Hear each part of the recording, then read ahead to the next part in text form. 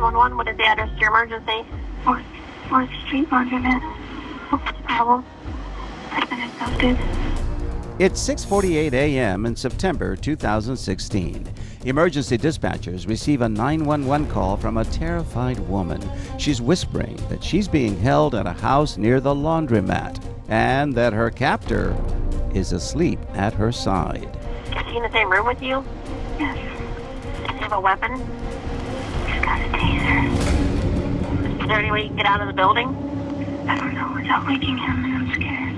His bedroom is closed, and he made it so it would make noise. And we have officers we're sending. Officer Kurt Dorsey rushes to the scene, leaving his siren off so that it does not alert the abductor. So, what were you doing when the call came in? We responded from the police station. We were trying to be stealthy. We were told that the suspect was sleeping, so we wanted to approach and not make a bunch of noise. You weren't even sure the call was real, right? I didn't believe it was real at first, just because of the town that we live in. Just not a typical call that we would get in Ashland.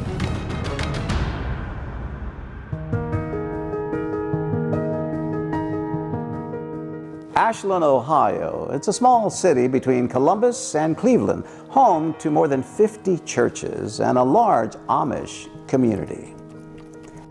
Ashland is a quiet, rural community. There's about 20,000 people who live there.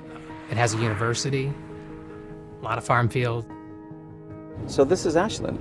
What can you tell me about the town? Well, as you can see, it's rolling hills, scenic. A lot of community stuff going on. Football games. The county fair. A lot of farm animals, a lot of competitions and shows for kids to get involved with. Typical small town where everyone knows everyone, right? Yes, exactly. Kim Major has had 23 years of service as a detective in Ashland.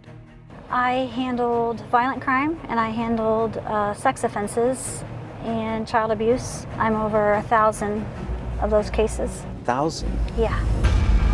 At the time of that terrifying 911 call, the community is already on edge. Just a week before, police discovered that a woman in town had simply vanished.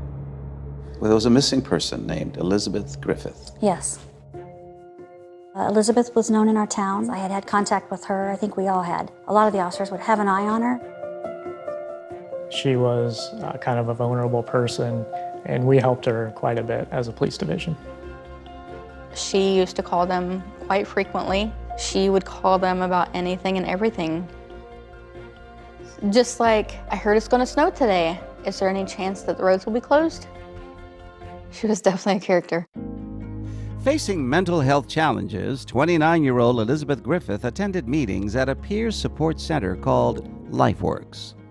Elizabeth was very bubbly and energetic. The first time I met Elizabeth was at LifeWorks, and she was coming down the hallway and I was coming opposite of her.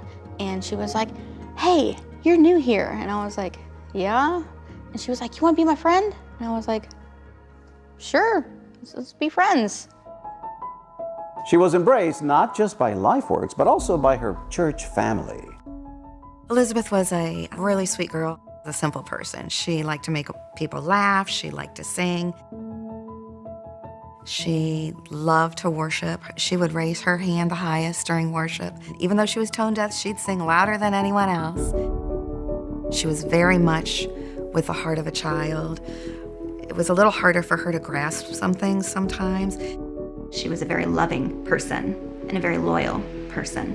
Certainly financial challenges, certainly medical challenges, mental health challenges. She lived on her own in her own apartment. She did have a case manager that kind of helped her with daily life struggles. She was always introducing herself to everybody, very outgoing. The community knew Elizabeth, and she was one of ours, and she was taken care of. But then Elizabeth's support team realizes no one has seen her in weeks. We were at LifeWorks, and the phone rang, and it was Elizabeth's case manager. And she had asked if we had seen Elizabeth lately. She was like, I can't find her. So I called her cell phone, and it just went straight to voicemail, which was highly unlikely for Elizabeth. I was like, something's not right. I was concerned because where would she have gone? What could have happened? She wasn't the type of person that would go missing, so we sort of knew something was wrong there. This is an area where I would often see Elizabeth Griffith walking, and just days before her disappearance, I stopped and chatted with her right up here. It was a baffling case. It was baffling. We didn't know if she had taken off or did she meet somebody online and leave. We didn't know if it was suicide. We didn't know where she was. Everybody was taking to social media, posting pictures of her. Everyone was looking for her. Everybody was praying for her. Police began to investigate, speaking to Elizabeth's neighbors and friends and tracing her last known steps. I began talking with some of the public transit drivers because she would often use public transportation. Before she disappeared, records showed that Elizabeth had taken the bus to go shopping. The last known images of Elizabeth Griffith were recorded while she was shopping inside this Walmart. There's video of her going through the aisles and then waiting for the bus. She disappeared shortly thereafter, and she wouldn't be the only one. It turns out there's another missing woman in Ashland. I said, all right, Mom, I love you. I'll talk to you tomorrow. And that was the last we ever heard from her.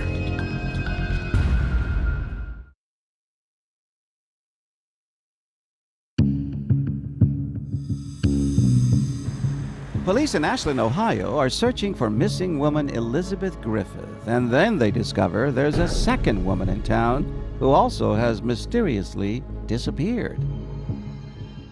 43-year-old Stacy Stanley, a divorced mom, devoted to her sons, Curtis and Corey. One of my mom's favorite songs was Leonard Skinner's Freebird. It's a pretty good song. Corey likes simple pleasures, playing music, riding his motorcycle on the highways of Ohio, raising his baby daughter. For him, family is everything, and his bond with his mother, Stacy, has always been particularly tight. Good boy, you kissed your brother. How would you describe her? Very loving and caring, to do anything for anybody, you know, give the shirt off her back if she needed to. Always there for her kids, calling you consistently. You know, if she didn't pick up, she'd call you like 1,000 times. My sister was a very outgoing person. It's a perfect time to make this wish. Have a happy birthday. Love, Grandma and Grandpa Stanley. $5. Growing up, we were so close in age and we shared the same room and stuff growing up. Karaoke? She would sing some songs. Now and then when I see her face. She loved punk rock music and the look, too. Guns N' Roses, Sweet Child of Mine. I actually had a video of her singing it when we were kids. I was videotaping her singing that. So she was not afraid to get on stage and perform? No.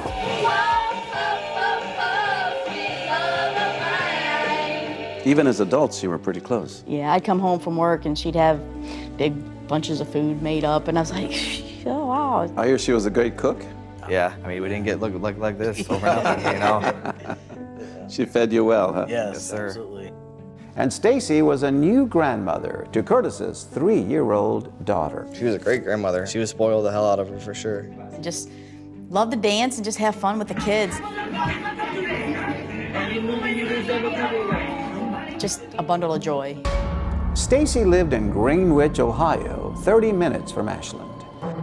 Stacy was not from our county. She was from a county that butts up to our county, and she had visited Ashland. It was September 8th, 2016, when she takes a fateful drive to Ashland to run some errands. She went to Walmart to get some gardening supplies because she loved doing her gardening. And she also went and got her nails done. And then after that, she was getting some gas and to come back home. It's around 8:30 at night when Stacy calls her son Corey from this gas station. She's stranded here with a flat tire and needs help. She was like freaking out, and I said, well, just calm down, we'll find somebody to help you. Were you worried? Oh, not necessarily out the rip. It's just a flat tire, you're thinking. Just a flat tire, yeah. They're able to find a family friend to meet Stacy at the gas station, but it turns out a stranger has also shown up to help. She's like, some nice guy stopped to help. I had then told her to tell him to kick rocks. We got somebody to come and help you. And she wouldn't? Well, she's like, oh, he's a nice guy, he just stopped to help. And so my mom, the person she was friendly and talked to people. This guy takes over and he changes the tire. She offers him a ride home. And I said, all right, Mom. I said, call me in the morning. She's like, okay, I love you. I'll talk to you tomorrow. I said, all right, love you too, Mom. But the next day, Corey and Curtis don't receive the usual flurry of calls from their mom. And then I talked to my aunt, and I'm like, hey, Mom's not picking up. I don't know what's going on. We ended up breaking into her house to get in, and she had 2 little dogs. She loved them little dogs, little chihuahuas. Her dogs were still in their kennel, so we knew something was going on. The Huron County Sheriffs had put out a bolo, be on the lookout for her vehicle. We went driving the roads looking for her. In case she might have had an accident, was down in a ravine or a ditch or anything. We went looking, driving the routes from Ashland back to Greenwich. Within hours, Stacy's family spreads out across the streets of Ashland, trying to find any trace of her. We went down to the gas station, the BP, where she was last seen. I had printed off like almost 2,000 or 3,000 flyers. We were just passing them out and putting them up everywhere. And there's probably a good 70 of us, at least, out there handing flyers out. Detective Brian Evans is on patrol in Ashland when he spots the family. As I was driving around the city of Ashland, I met up with different groups of her family who was actively searching for Stacy at the time. They were in different groups knocking on doors. They were going down to some abandoned buildings. Well, I came across the radio that somebody had reported her car on East 9th Street in Ashland. We beat the cops over to the car. And I opened the door, and I looked, I was like, the seat was all the way back.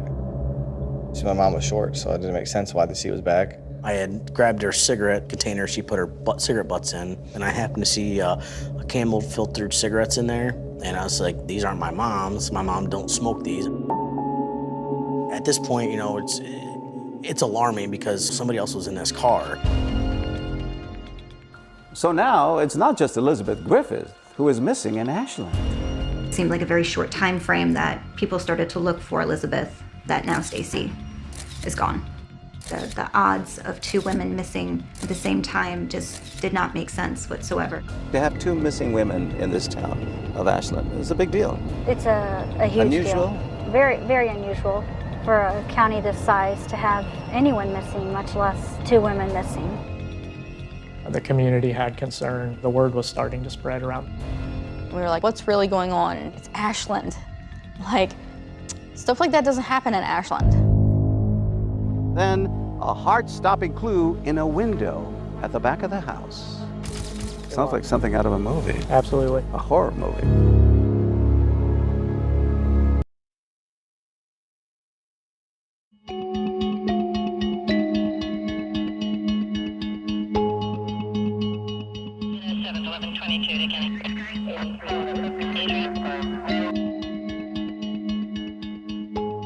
I'm a 911 dispatcher, Ashland Police Department. I've been a dispatcher for 26 years. What is your typical day like? Go to work, sign into all the computers. We usually have 6 to 8 screens depending on what center you're at. Answer calls. You never know when the call will come in or what kind of call it's going to be. Your most memorable call? Probably this one.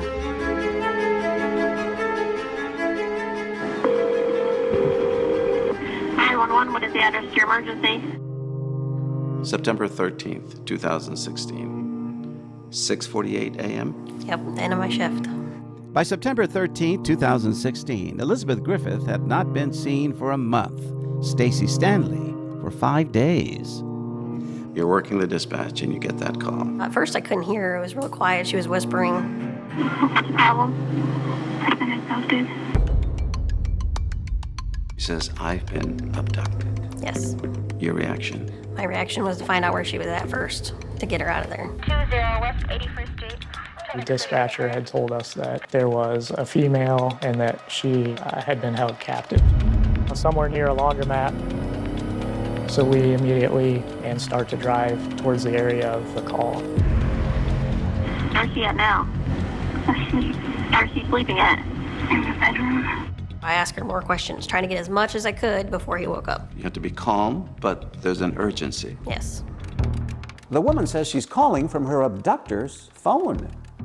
He had fallen asleep at some point, and she was able to secure this phone. You couldn't trace the call back then? Couldn't trace the call. This was a flip phone. It was not coming back to a location. Do you need an ambulance?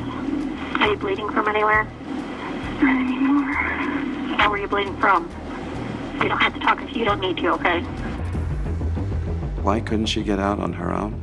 Well, he had taken the doorknobs off, apparently. As Officer Dorsey heads to the scene, there's a problem. How to find her?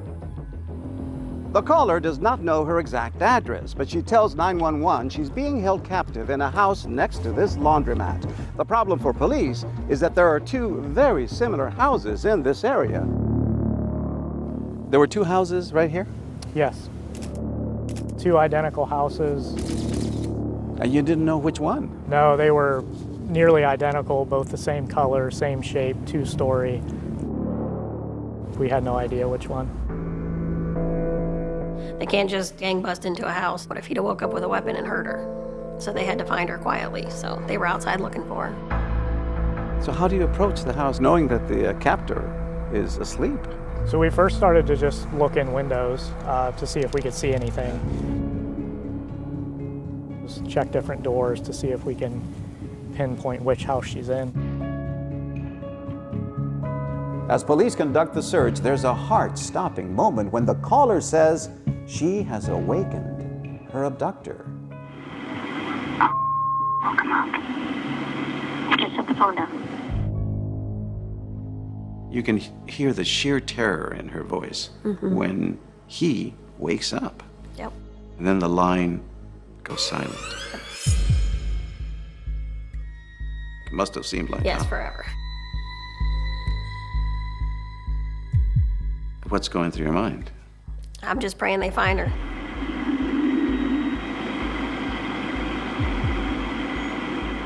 Five agonizing minutes later, she's back. Yep. Are you still there? Do you hear any officers outside? Okay, they're in the area. What was it like to hear her voice again? It was good. Glad she was still there and not hurt. And he was still sleeping. So that's good. You can hear her desperation for help. It's a chilling call. It's chilling.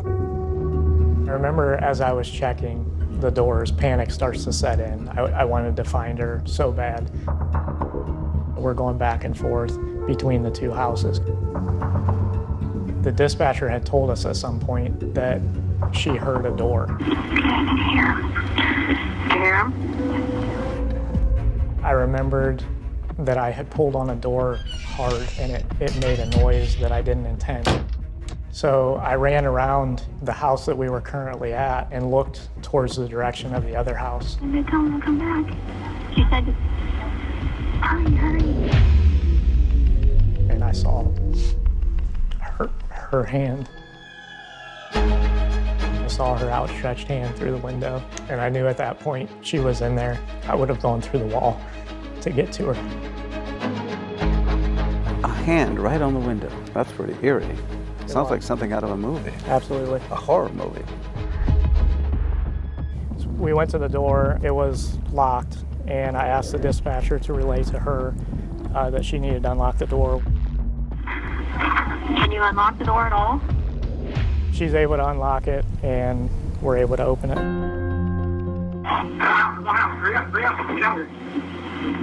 Where is he? I'm sleeping. He's still sleeping? Yeah. Okay, they have her. It took 19 long minutes to get her out. What was it like when you finally hear Detective Dorsey?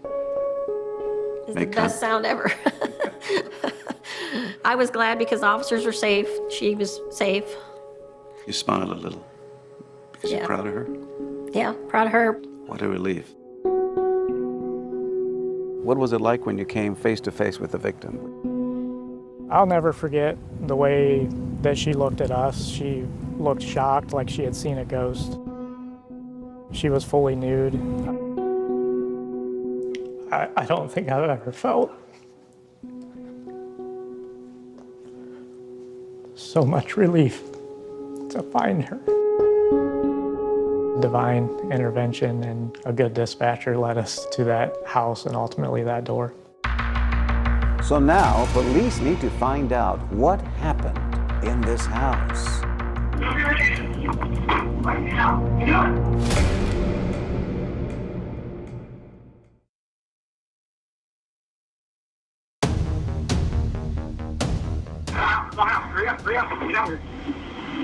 Where is he? I'm sleeping. Still sleeping? Yeah. Okay, they have her. With the terrified 911 caller safely in their custody, police turned their attention to her abductor, a 40-year-old man identified as Sean Great.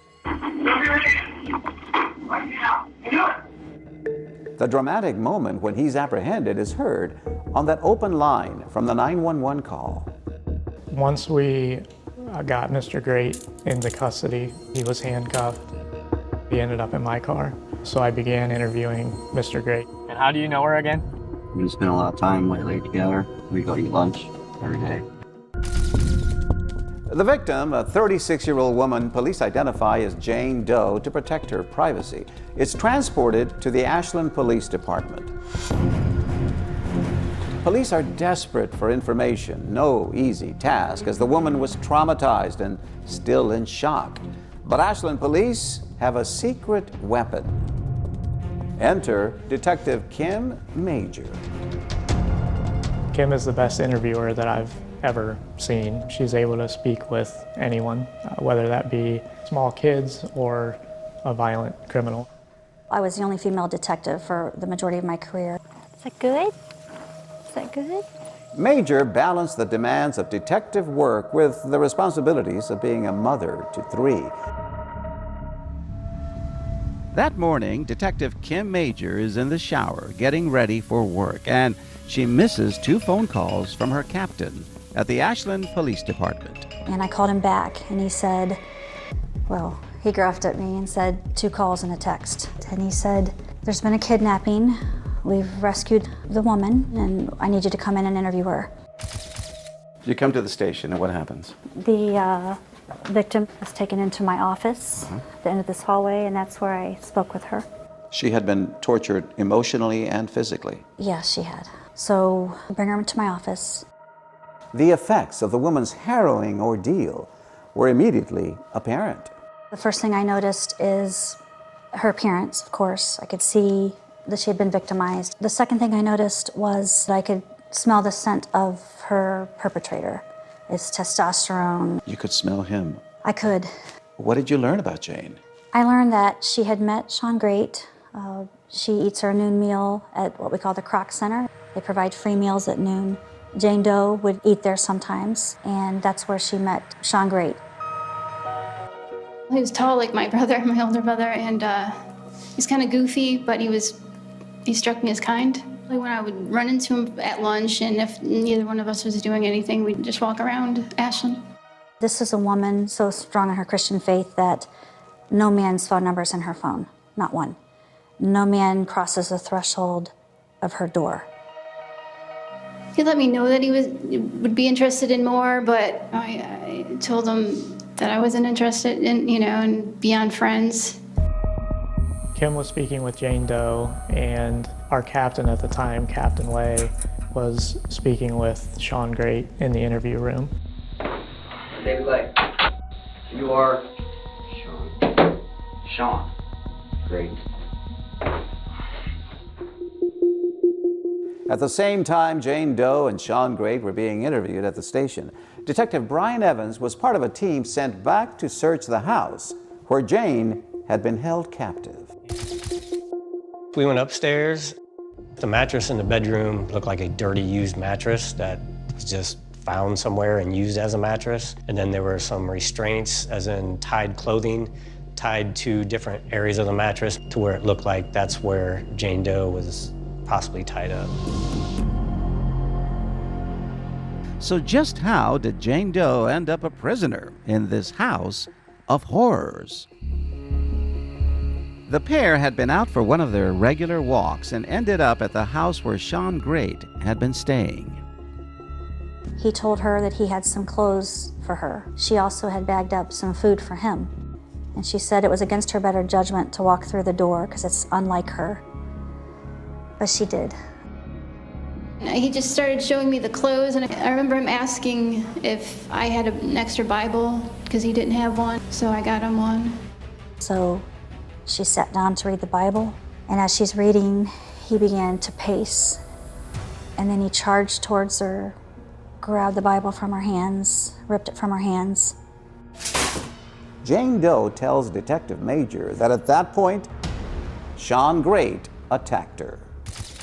I tried to push him away and get up. I was just doing everything, trying to kick, punch, but everything I did, he just did it so much harder. And then what did he do to her? Sexually assaulted her. And her words were every way imaginable. He would always bind my wrists, my legs, at times. The details were horrifying, but the interview takes a sudden turn when Jane Doe mentions the name of Elizabeth Griffith, one of two missing women police had been searching for. She lived in the building next to me. Sweet, but like a child. Sean and I were playing badminton in the front yard, and Elizabeth saw us and came out. I think she just started, talking with us, and I don't know if I introduced her or she introduced herself. Police discover there's a vital link between Jane Doe, Sean Great, and Elizabeth Griffith. All three of them would frequent this community center where they'd get free meals. That connection sets off alarm bells. Was it possible that this man, unknown to law enforcement in Ashland, Sean Great, was also involved in the disappearance of Elizabeth Griffith? When I stepped out of my office, my captain said, "Listen, I need you to go in and talk to him about what Jane Doe told you. Can you go in and see if you can nail down the facts regarding that, see if it parallels what he's saying happened?" "Hey, Sean, I'm Kim Major. Nice to meet you." The last thing he said before I walked in was, "And while you're in there, see if he knows anything about the missing girls." Did you know anything about what you were about to face?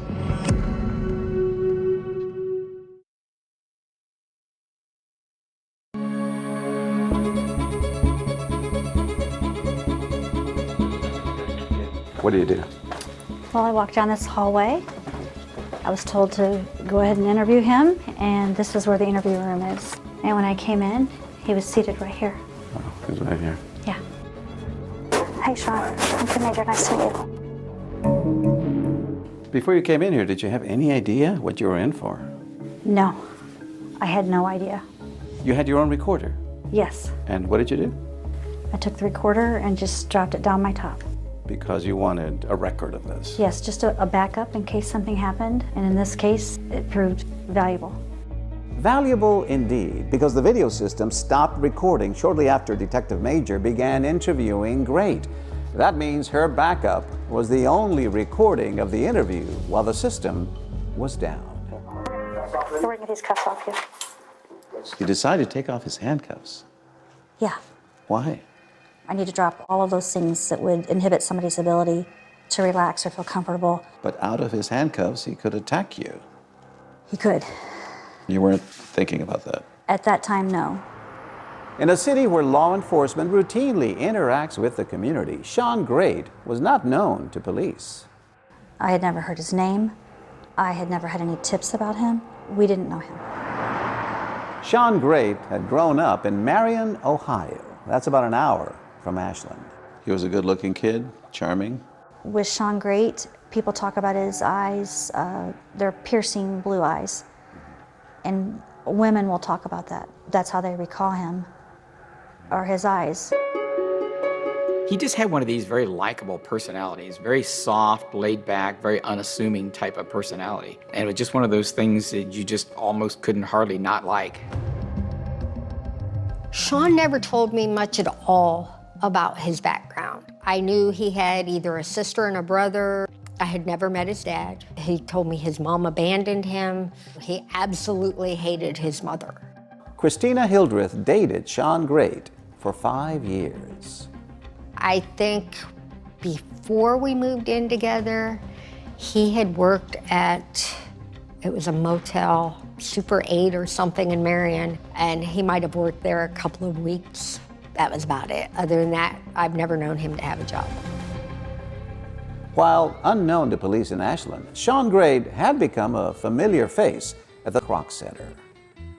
He would just come to our hot meal and just kind of integrated himself into the community meal and the community that attended and started making friends.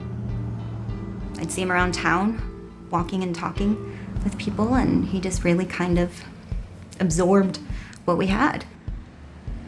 What did he say about Jane? At first, he tried to present it as if she wanted him, like they were in a relationship, that she wanted the sexual piece of this.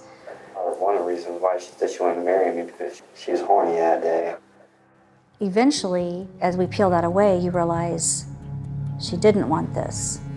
Just as empathy had helped in speaking to Jane Doe, Major was using a similar approach, hoping to gain Great's trust. And slowly, he begins to open up, sharing details about his childhood. May have started when my mom left me when I was a child. I come home from school and she's gone, but I don't blame her. I used to, but Why did she leave? she gotta go find herself. I'm sorry. It's fine. Does he admit that something happened with Jane Doe? Eventually, he begins to talk about what happened and admits in layers. He admits that he had held her there captive, admits that he had tied her up. I mean, looking at this whole thing, you forced her to have sex. She didn't want to. I abducted her and I raped her. And there it was. Detective Major had the confession, but the confession itself only raised more questions. As he spoke about what he did to Jane Doe and would use the words kill, that he strangled her, you begin to realize this may be way more than Jane Doe. And earlier in my career, I probably would have stopped right at Jane Doe. Now, I realize it's a partial confession. Detective Major brings the conversation back to Elizabeth Griffith, that missing woman who Jane Doe said also knew Sean Great. We can't find Elizabeth. We'll find her, but we can't right now.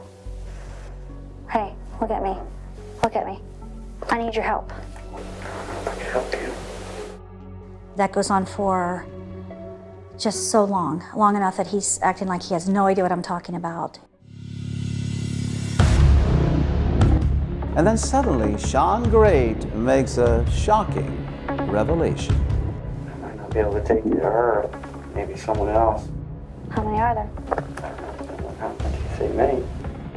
Now, detectives knew Elizabeth Griffith and Stacy Stanley were missing, but now Sean Great seems to be talking about even more women. I guess I'm ready to go ahead and get my lethal injection, but I'll tell you first. Then things take a bizarre and frightening turn. I'm thinking, this is not good. At what point do you realize I might be dealing with a serial killer?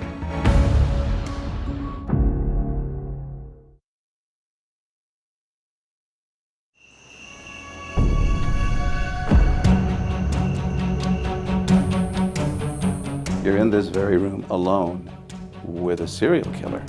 The magnitude was becoming clearer to me. Whatever he did, I'm going to get it. Police are now investigating whether they have a serial killer on their hands. Are there any other girls in the house right now? He had cut a slit into the back of the couch, and he was crawling in and out of the couch, and he would come out at night. He says, "Meet the other me." I just froze. The first thing that hit my mind is a monster. You don't normally have a killer show you how he did it. He said, "I'll just do it on you." Kind of grinned. I'd get up behind him like this. He locks this in, he locks this arm in, he locks this head here, and then he just pushes down and squeezes. Wow, wow. At one point, he told me it was probably a good thing I had him in custody, because there would be more. We knew that she was relatively young. She had perfect teeth. We had somebody that had confessed to her murder. A fellow inmate tells you that Sean Gray, that he wants to kill you? No, that desire. I'm feeling it now.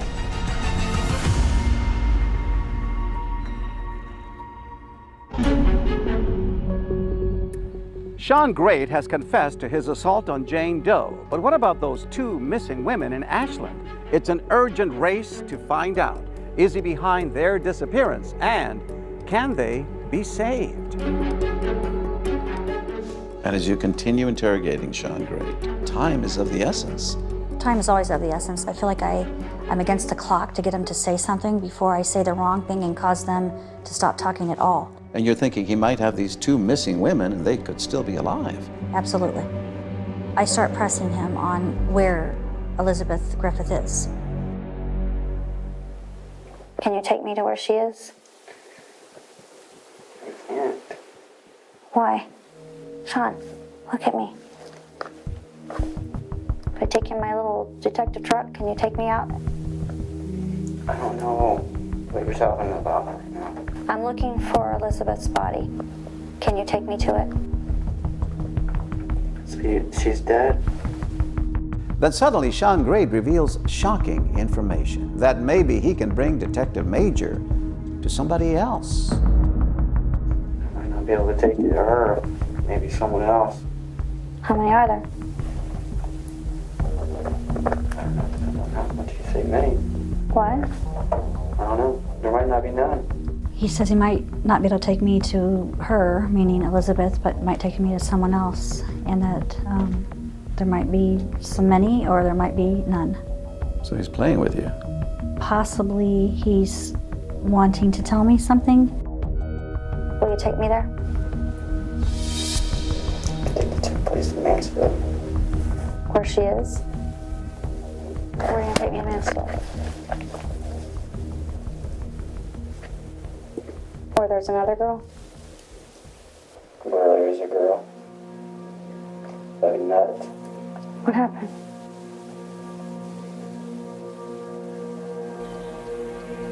Is she gone? She's been gone. Is she in a house? What is she in?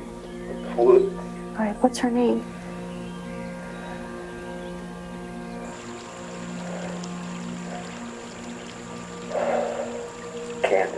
Candace? Cunningham? He tells you there's someone else and that woman is Candace Cunningham. Yes. Did you know who she was? I did not know Candace. Candace hadn't been reported missing. As our colleagues watching in the other room start looking for information on Candace Cunningham, Detective Major continues to question Sean for more information. After all, the 2 missing women in Ashland are still unaccounted for. As I watched the interview, I could see that Sean was warming up to Kim. He was telling her more. Her methods were working. What was it about you that he connected with, felt comfortable with? He told me that I had empathy, that he could see it. Who else? The house. Where I came from. Yeah? Is somebody in there? Yeah. Who is it? Is it Elizabeth? Where is she in there? In the closet. So then Sean admits to you that Elizabeth's body is in the closet in that same house where he was holding Jane Doe. Right in the same house. When he said that, I didn't know if she was alive or not. As Kim's interviewing, I called Detective Brian Evans to tell him that Elizabeth was upstairs in a closet. He had been working on a search warrant at the house. I was surprised by the information because officers had cleared the house. We headed upstairs to see if we could locate Elizabeth. This is an abandoned house that has old wooden steps. You could see bare footprints going upstairs. One of the guys on scene said, "There is no closet upstairs." That detective went directly to a particular room and looked up and realized there was a concealed closet. There was a bunch of clothing just all over this closet. There were stuffed animals piled down below. As we started pulling away the clothes, you could see the fly activity, and there was an electrical tape that was taped up around the sides of the door to like help from the smell to come from the door. And once the doors opened, there was another large pile of clothing. You could see the fly activity again all over the clothing. Elizabeth's body was underneath all this. Yes, it was. What goes through your mind at that point? Well, that it was a tragedy, and once the clothes were removed, her body, she was actually kind of like face down and hog-tied back. Chilling. Yes, it was very sad. Sean tells Detective Major that the night of Elizabeth's murder all began when he says she called him late at night because she couldn't sleep. She came over about 11 o'clock when she brought over Yahtzee, late Yahtzee. It just happened that the truck just reached up, just choked her. We just didn't think it was possible. It couldn't have been Elizabeth. It just couldn't have been. And then we found out it was. And we just sobbed and sobbed because it had come to a conclusion that we were not going to see our friend again.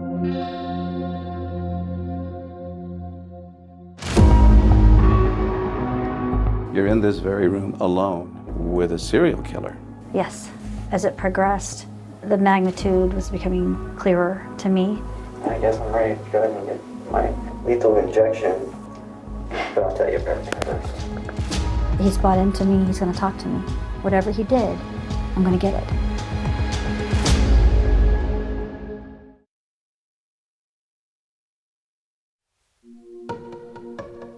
Sean Great has confessed to the kidnapping and rape of Jane Doe, the murder of Elizabeth Griffith, and knowledge of the disappearance of Candace Cunningham. But Stacy Stanley is still missing, and Detective Major has a hunch he knows more about her as well. As the hours tick by in this very same room, Yes, you got more and more out of him. that's right. It just kept coming out in layers, a little bit more and a little bit more. Are there any other girls in the house right now? Yeah? One down in the basement. Down in the basement? What's her name? Stacy. He tells me that Stacy Stanley was in the basement of the home under a pile of trash. Now remember, Stacy was that missing woman whose family had been searching for her after she was seen with a stranger changing her tire at that BP gas station. Sean says he was that stranger, and he tells Detective Major his version of what happened that night. She came home with me. We kind of hit it off pretty good. And then it didn't. I saw her fast. I just snapped on her. The mood at the police division was shock. It was just chaotic and pretty unreal. Then you get another disturbing call. There's another body in the basement. Yes, if you go down the basement, there's space behind the stairwell. There was multiple bags of trash stacked up, and underneath the trash is where Stacy was. There was actually a picture of just her hand kind of sticking out of the trash, like eerily saying like, I'm here. Have you ever seen anything like this in all your years of police work? No, I've been on other homicides and other tragic cases, but not to this magnitude, no. A lot of our local community was coming to the area, and you could tell the feeling in the air was that the people knew that we found bodies in that house. What started as a rescue ended with a gruesome discovery that only got worse. Now families wait to find out if those women are their loved ones. I got a phone call saying I need to get to Ashland ASAP. I don't want it to be my mom. I mean, nobody wants it to be their mom. I don't get to watch her grow old. My daughter don't get to watch my daughter grow up. Honestly, I think that my sister's in that house and they're not gonna know anything for a couple hours. They pulled out a couple pictures. They're like, do you guys recognize that? I said, yeah, that's my mom's picture. It was very traumatic, having to see that, and that was my mom laying there, It's bad enough what he did, but for some reason, thinking that he put her under trash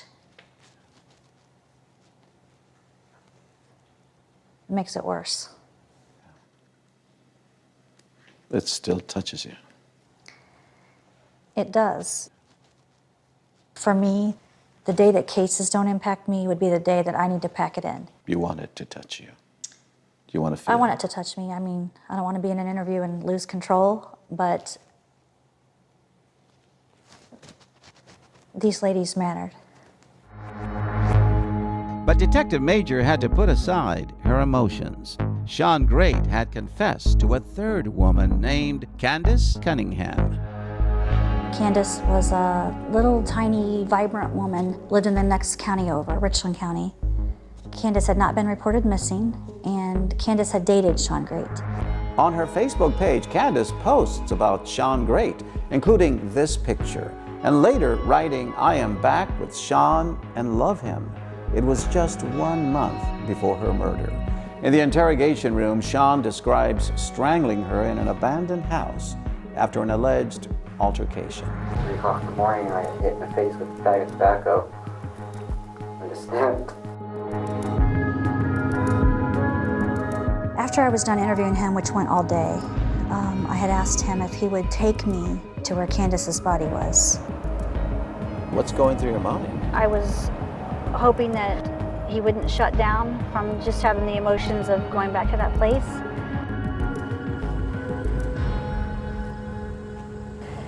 So this is the scene where the home was, where Candace Cunningham was living with Sean Great. So there was a home here. He burned it down after he murdered her in the home. Investigators took video of Sean that day as he led them to where he left Candace's body. He's agreed to come out and show us where he put the body. He killed her in a house that was here and then dragged her body toward the ravine. Prior to burning that down, he carried her body wrapped up in a blanket. He carried her to the ravine. Yeah, I remember these rocks. How far down? I carried her across the creek and up, straight up the hill, about between 10 to 15 feet. There's a big shrub. While you were here, Sean got emotional. He did. When we rolled up, I actually had to ask him, "Are you okay? You okay?" All right.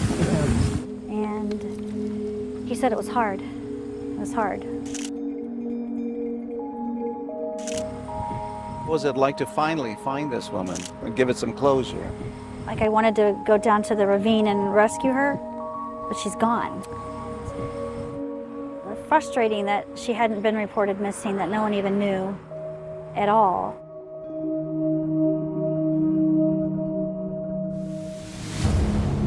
As the investigation continues, Sean performs another show and tell. I just lost it. And then I just turned her around. Revealing more deadly secrets. During the interrogation, you asked Sean to show you his strangulation technique. He said, "I'll just do it on you." Kind of grinned.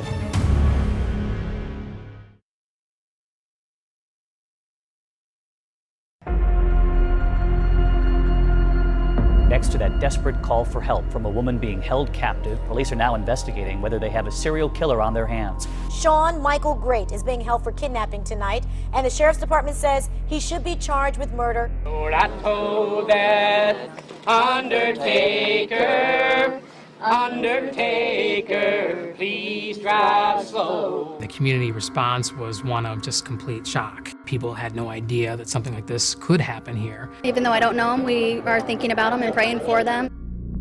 All I kept saying was, "Oh my God." And it was just like, this is unreal. No, we're not talking about the same guy. I was just like, how? I knew he had this anger, but when I first found out, I couldn't comprehend that this was something he had actually done.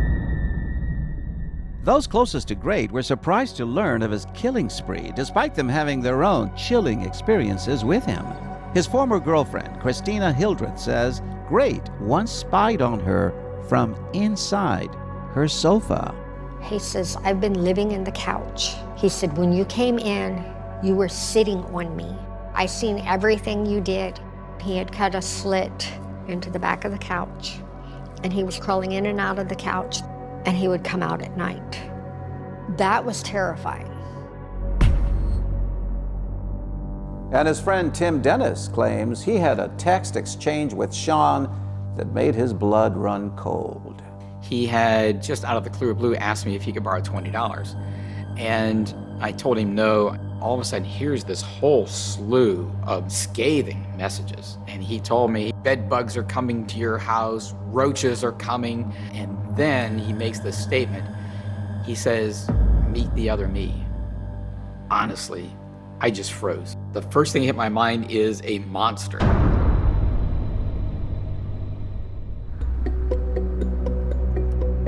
2 days after his arrest, you go interview him again now with Detective Evans? Yes, I did. I asked him if there was anything else he wanted to get off his chest. Anything else you thought about that you haven't talked about? What's that? It's a cold case. They've already found her. I'm thinking her name's Dana. I told her to forget her name. He tells me that he had killed a woman in Marion County. 10 years earlier. 10 years earlier. Dana. He didn't know her name for sure. Who was she? She had come to his mother's house to sell magazines. Sean says he got upset because the woman didn't deliver the magazines that Sean's mother had ordered. He said he was in town and just happened to see her, so he said he made up a story that he had money back at his house. So that's when I fronted her. So you're gonna rip me off like you did my mom? And that's when I choked her out right here. He said he placed her out by some railroad tracks. Her body had been found years and years ago. She just hadn't been identified. Detective Major knows authorities will need to figure out who this Dana is, but they press on, probing Sean about key details of his other murders. Detective Evans and I decided we might try to have him show us how he strangled the victims. So Brian Evans says, would you do this on a doll? And what did he say? He said, I'll just do it on you, and kind of grinned. I was like, okay, and then we got up. So I roll the camera. Okay, this is Detective Major. We have Detective Evans in the room, Sean Great in the room. Then he kind of just gets behind Brian and does a hold on him. Brad just went to grab her. I look at Brian's eyes and I'm thinking, this is not good. So look, I'm you, and you're Sean. So what did he do? So he just came up behind. He said I'd get up behind him like this, and then he comes back. He locks this in, he locks this arm in, he locks this head here, and then he just pushes down and squeezes. Wow, wow. And at that point, I kind of mouthed over to Detective Major that I'm not doing that again. You could have lost consciousness in seconds. He could have killed you. I didn't put a whole lot of thought into that. It just went to getting the evidence, and I feel I have some training that I don't believe he would have killed me. Police don't normally get this kind of demonstrative evidence. You don't normally have a killer not only confess to a crime, but then actually show you how he did it. How'd you know to stop? She went like this. This morning, suspect Sean Great held on a $1 million bond and facing double murder and kidnapping charges. Do you understand the nature of the 3 offenses charged in the complaint, Mr. Great? Yes, Your Honor. He seemed kind of unalarming. I could understand why maybe women were trusting of him or went with him willingly, because he didn't look like a monster. Law enforcement is on the hunt to figure out just who is this unidentified woman Sean Great has confessed to killing 10 years prior in neighboring Marion County. Nobody knew who she was. It was a great mystery. Investigators reached out to the Ohio Bureau of Criminal Investigation. My name is Samantha Molnar. My position at Ohio BCI is a forensic artist. I can do a clay facial reconstruction from those skeletal remains. We can actually 3D print an exact replica of the skull. I basically start doing the clay reconstruction from there, building the muscle structure on the face, placing the average tissue depth markers, and then kind of finishing the sculpture. We did receive some tips, but none of those tips led to an identity. Detective Kim Major isn't just trying to crack the Sean Grate case. She also has to juggle the full-time job of being a mom to 3 active kids. All right, hook her up. I'm always worried about her, no matter where she is. I would stay up at night, me and my little brother would, and just wait till she gets home. I try to say that I am not overprotective of my kids, but I'm sure I am. But could this case put Kim or her family in grave danger? When the case was going on, our fair kicked off. I get a phone call, and it's a man, and he said, "I have your daughter."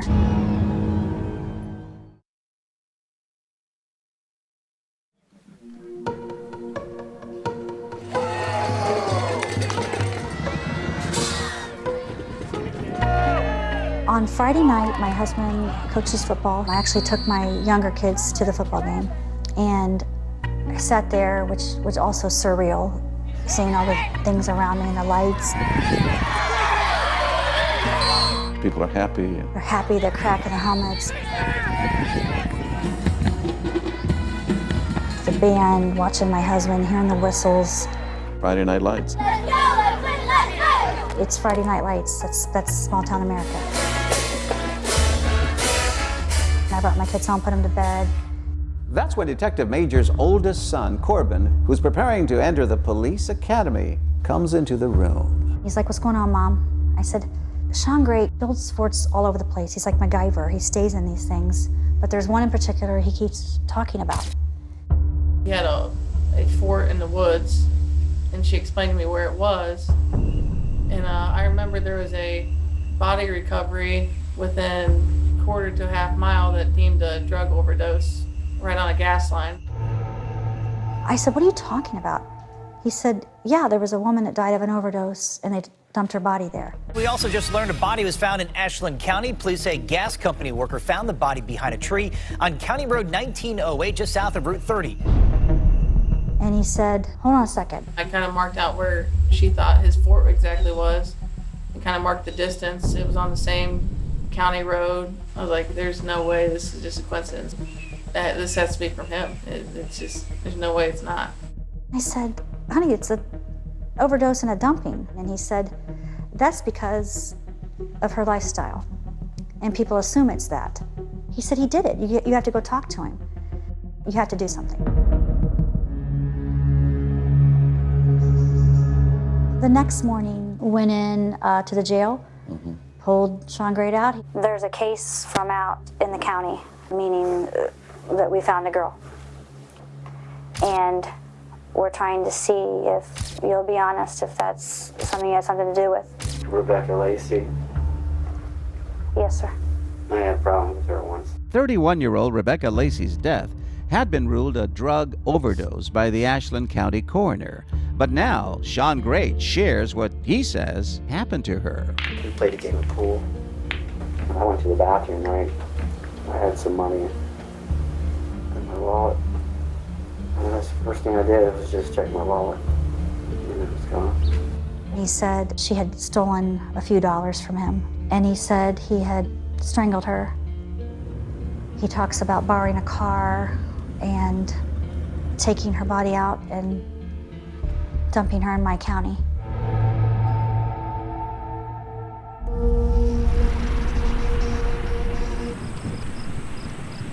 This is where Rebecca Lacey's body was found. Yes, right against this tree right here. When was she found here? March of 2015, her body was found, and she had been here for a couple months. Hard to believe that such a heinous crime could have happened here. It should be a place of solitude, but instead, it's a place where a woman's body was discarded like she didn't matter. But Rebecca Lacey's case was public knowledge, and Detective Major needed proof that Sean was actually involved in her death. So she asked him about details from the crime scene. What did Sean tell you about the placement of that memorial? During the interview, when I had asked him to tell me some things that nobody would know, he said, I can tell you the truth, because where I found the cross and stuff right now, she wasn't found there. She was found over by a tree. He said you put the memorial in the wrong place. yes. He was right. Nobody would have known that. With this new information, authorities reopened the Rebecca Lacey case, ruled her death a homicide, and later charged Sean Great with her murder. Detective Major had formed a unique bond with Sean Great. You spent 33 hours with Sean Great. Yeah, 8 interviews, 33 hours over the course of over a month. So much so that they've been compared to Clarice Starling and Hannibal Lecter from The Silence of the Lambs. Starling. Well, Clarice, have the lambs stopped screaming? What kind of toll does it take on you? It may have made me a little more hypersensitive. When the case was going on, our fair kicked off. I get a phone call, and it's a man, and he said, I have your daughter. I said, who is this? And he won't answer me. And then he hangs up.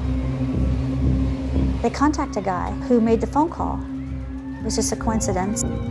The case probably changed how I handled something like that. That was a rough one for me that night. A month after he's arrested, there's another chilling development. A fellow inmate tells you that Sean Great is targeting you, that he wants to kill you. He said that Sean Great told him he was trying to find my gun on my body, that he thought it would be the ultimate to kill me. This information did not lead to any additional charges against Great, but future meetings between Detective Major and Sean Great took place at the jail, where no weapons are allowed. All along, do you think he was plotting to kill you? I didn't know that initially. I went into a later interview with him. I said, are you still having that hunger that you talk about? Can I ask you something? Will you be honest? Do you still have thoughts? About that desire? Yeah. I'm afraid the desire probably grew when there wasn't no desire at first, but it might have gotten more now. I feel like something that I just had to do. I'm feeling it now. He told you he still had that hunger to kill. Yes. Sean Great says he had a hunger to kill. But Jane Doe and the victims' families had a hunger for justice. And now in court, they come face to face with a man they say is a monster.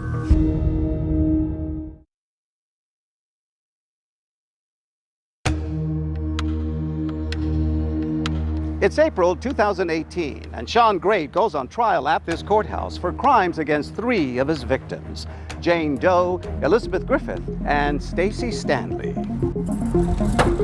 It was the trial that everybody was waiting for. They wanted to know if this community, if these families were going to get justice. This is not a whodunit case. This is a he did it case. The defendant subsequently, over the course of multiple interviews, confessed to every element of every crime with which he is charged. I ask that you consider that Sean freely and voluntarily gave information during several interviews which implicated himself in several serious offenses. Jane Doe comes face to face with her abductor, bravely taking the stand against Sean Great, detailing her horrifying ordeal. It was probably the most crucial testimony in the case. How was he choked? With both hands around my neck. Did he let go of your neck? I think when I stopped struggling and fighting, he asked me if I had enough. And I think I just remained motionless, and so he released his hands. She testified about the terror that she went through during the time that she was kidnapped and sexually assaulted. At the trial, they played the audio of your interview They did. with Sean. Yes. And I entered the interview room to interview Sean Great. You can hear my heart beating at key times during the interview. Who was that you were talking to on the phone?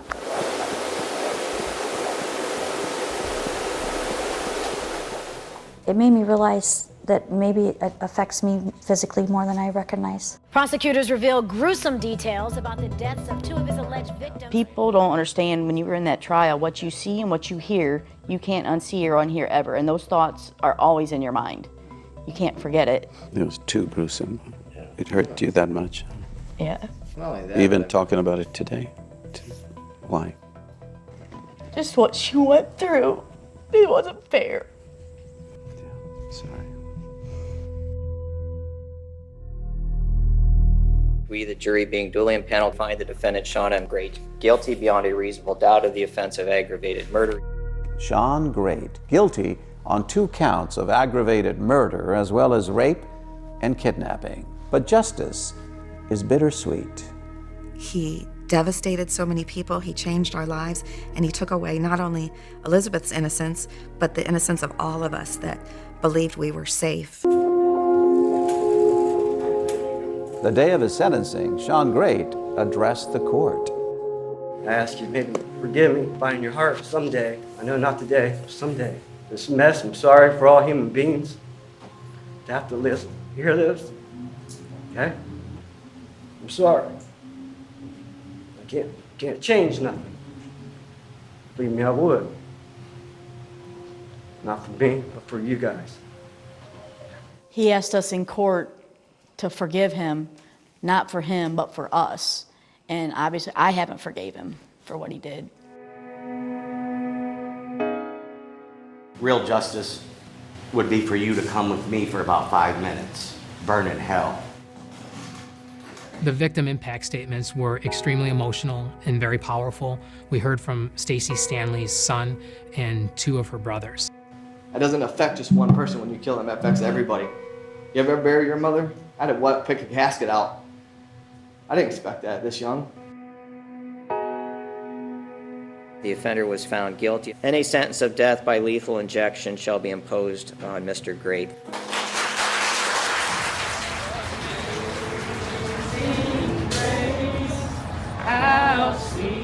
At the trial, you had justice for Stacy Balloons. Yeah. And Stanley Strong. And you released him when he got the death penalty. Yes, we had. There was quite a few people that showed up out there to show the support for the family, and that we were glad that he got convicted and received the death penalty. I mean, that was what we were hoping for. Praise God. In March 2019, Sean Great pleads guilty to the murders of Rebecca Lacey and Candace Cunningham in Richland County. But his first victim remained unidentified. You are what you eat. So the different things you're exposed to in your environment all show up in your bones. We learned that she likely was from a southern state somewhere between Texas and Florida. Then finally, a match.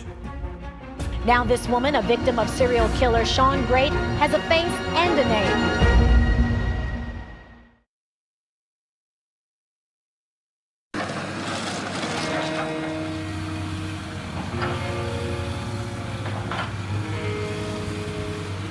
In June of 2018, the community of Ashland, Ohio gathered at the site of Jane Doe's frantic 911 call. Today, that house was finally demolished, bringing closure for residents and relatives of the victims. Many people felt like they needed to be here today. After we found out that Elizabeth was one of the people in the house, I would have nightmares about it. And I would see her in the window asking for help. I wanted them to tear it down so bad, and I was so happy the day that they did. You were there when you saw the house on Covert Court destroyed, demolished. I was. What did that feel like? It was a tangible piece that was destroyed, but the weight of the situation is still here. 2007, the remains of a female. 1 year later, another step forward, a new development in the search for the identity of Great's first known victim. The preliminary results indicated that the victim was very likely Dana Nicole Lowry of Minden, Louisiana. So genetic genealogy was able to provide us a family and a potential identity of this person. And what we did next was go down and swab the daughter of Dana. We were able to directly compare the DNA from the daughter to the DNA from the remains to be able to confirm that was Dana Lowry. Sean Great pleaded guilty to Dana Lowry's murder. So now there are 6 known victims, and only one of them survived, Jane Doe.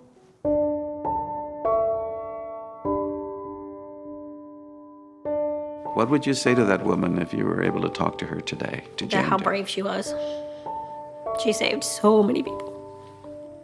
If she hadn't been brave and did what she did, we wouldn't have caught him. Then how many more women would have suffered? Kim Major has retired from the Ashland Police Department, and she now works as the Safety Services Director at Ashland University. And she's written a book about the Sean Great case. I don't want to forget this case. I don't want anyone to forget it. These women could have been anyone. You titled the book A Hunger to Kill. Those are his words. He has a hunger to kill. Do you think there are other victims out there? I don't think this is a closed book situation. I think more information may come out. We never get to say our goodbyes. As for the Stanley family, they're still dealing with the tremendous pain of losing Stacy. You miss her still? Oh yeah, it's been 8 years. I haven't even opened a box of anything of hers. I just kind of put it behind like it doesn't exist to an extent. What keeps you going? I know she would want us to go on, and the boys. It just breaks my heart to see what they go through every day. Right, you ready, girlfriend? And you know, like he just had a new baby. Grandma? You see Grandma? And he took her out and set her on his mom's bench at the cemetery. Hello there. Is it Grandma? I talked myself into going out there. Yeah, that was so cute. She was smiling so big. It's beautiful. And that's hard for me to sit and see my daughter never gonna meet my mom. Oh, she was a great grandmother to her first granddaughter, and I'm sure she would have loved mine just as much. My mom did not deserve that. Any of the women didn't deserve that. Except for Abraham Shakespeare winning the lottery. As if you won $30 million. Do not show this to anybody. But everybody's there saying, give me, let me have. Women with car full of kids would pull up and say, oh, the Lord led me to you. And I would be like, no, that would be Google Maps, honey. One of the things that people talk about when they talk about winning the lottery is that it's cursed. I really would like my old life back where I could walk the streets like a normal person. But then all of a sudden, things go silent. And nobody knows where Abraham Shakespeare is. Hey, have you heard from Abe? No, I haven't heard from him. Have you seen him? No, I haven't seen him either. A lot of people says, well, I think he took his money and wants to get away from all this. So how many people in Polk County owed Abe Shakespeare money? Over 20, maybe close to 40. There are all these people with this web of connections to Abraham Shakespeare, and any one of them might be someone who has a motive to see him dead.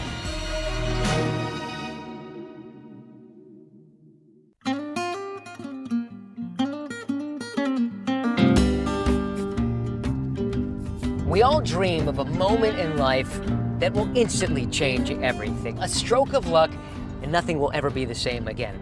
That's exactly what happened to a man with the name you will never forget, Abraham Shakespeare. While Abraham Shakespeare was on a trucking route with his colleague, Michael Ford, they stopped at a convenience store. Mike Ford, who's the driver, says, you need anything? Abraham, who's staying in the truck, says, yeah, give me 2 quick picks. right here at this gas station in a town with a name you just can't make up. Frostproof, Florida. One stop, 2 quick pick lottery tickets, one of which would change his life forever. A jackpot worth $30 million. Hello, Florida. It's Wednesday, November 15th, and here are tonight's winning numbers. 12. When Abe realized he'd won the lottery, he wasn't even sure it was real. So he brought the ticket to his cousin, Ashley McMillan. I looked up at him, and I looked at the ticket again, and I looked up at him. I said, you won $30 million. He said, okay, I just wasn't sure. I needed somebody I could trust to tell me that. And I was like, do not show this to anybody else. You go to Tallahassee and cash this in immediately. News of Abe's win quickly spread across the state of Florida. It was at this convenience store that Abraham Shakespeare bought the lotto ticket that changed his life. A Lakeland man is waking up a millionaire this morning. 40-year-old Abraham Shakespeare. He had the winning numbers, and Mr. Shakespeare, I'd like to give you my phone number. Yeah. He opted to take home the lump sum of $17 million, but then after taxes, he ended up with $12 million. Still, you know, $12 million is a huge chunk of change for a man with a pretty humble background who came from the central Florida town of Lakeland. Lakeland is small town feel with a little bit of city in it, beautiful lakes, areas are quiet, some parts are rural, and it's in between Orlando and Tampa. And here in Lakeland, Abe lived in a modest neighborhood where many folks struggled to make ends meet. This is the famous Abraham Shakespeare's ex-home, where he rented and lived. This is where they lived before. This is where they lived before he won the lottery. It was set up just like this. Nothing's changed besides painting. Pretty modest place. Pretty modest. Abraham's life has been hard scrabble for its duration. Abraham dropped out of school. He had been in a little bit of trouble as a youth, nothing major, just little petty theft kind of things. And as he grows older, he takes on a series of odd jobs. Riding the garbage truck for the city of Lakeland, sweeping up in somebody's barber shop. Abraham had a strong friendship with Greg Smith, who owned the barber shop. He was working at my barber shop as a cleanup guy, sweeping up and mopping floors. He was a less fortunate person, so let him work, get paid, or buy him something to eat. Abraham was an easygoing person. He took life just as it came. What kind of guy was he? He was a humble guy. Humble, respectful. You know, he wasn't a hard ass. He was a good dude. He didn't smoke, he didn't drink, he didn't do dope. He was just trying to survive, trying to make it in the world as most people do, but without being in the limelight of problems and trouble. Even though he didn't have a whole lot, he was very content.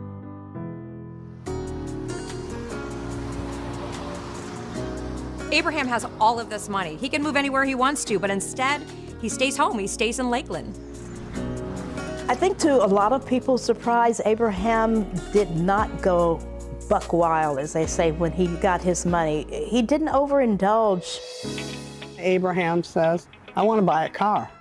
So off me and Abraham went to the car dealership. Abraham walks up on this particular car, and he liked it. And I'm like, yeah, Abraham, that's nice, but you know, it's a used car. Used or whatever, it was a gem to him. He said he would go to Denny's to eat breakfast. He bought a Rolex watch from a pawn shop. He come to the shop every day, millionaire, come to the shop, sweep the floor. Yes. And you better not drop a penny on the floor. First thing you're gonna say, you're gonna pick it up, you're gonna say, pennies make dollars. Abraham doesn't spend much money on himself, but the one thing that he really wants is a new house. So he buys a 5,000 square foot, $1 million mansion. Prior to winning the lottery, he would walk around this exclusive neighborhood and he would dream about living in one of those homes. He was able to buy his dream home for $1 million in the gated community. And Abe quickly opened his doors to friends and even strangers. And one of those strangers was Centuria Butler, who was at the time down on her luck when she met Abe at a party he threw at his new house. At the end of the night, he was like, where are you going? I was like, I might be staying in my car tonight. He was like, well, you know, you can stay here until you get on your feet. He literally let me as a stranger move into his house. A friendship blossomed. Centuria and Abe grew close, and eventually they welcomed a son named Jeremiah. When the baby is out and they bring him over to the bed, Abraham with his long arms, he swoops in and he takes the baby right out of her hands. And he's holding him. And he's like, yeah, I got my snook and pook. But for Abe, it wasn't enough just to provide for his own family.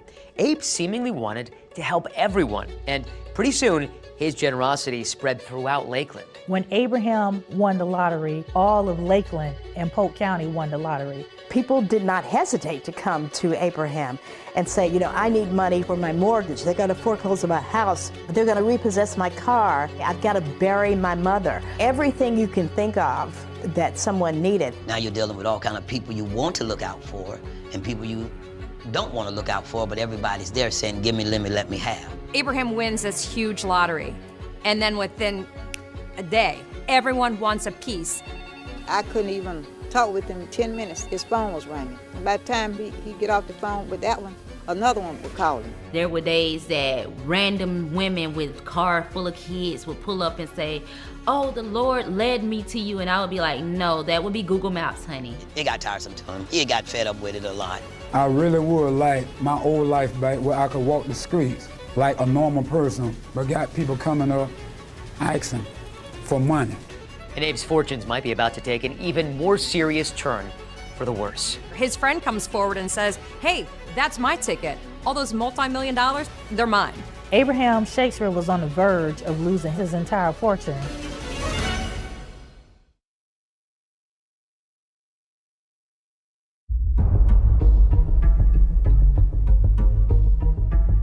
When Abe Shakespeare moved into that gated community, he was stepping into his life of luxury as a recent lottery winner. But those gates still couldn't keep people out. Friends, neighbors, even strangers still visited, asking for a favor, a loan, or a handout.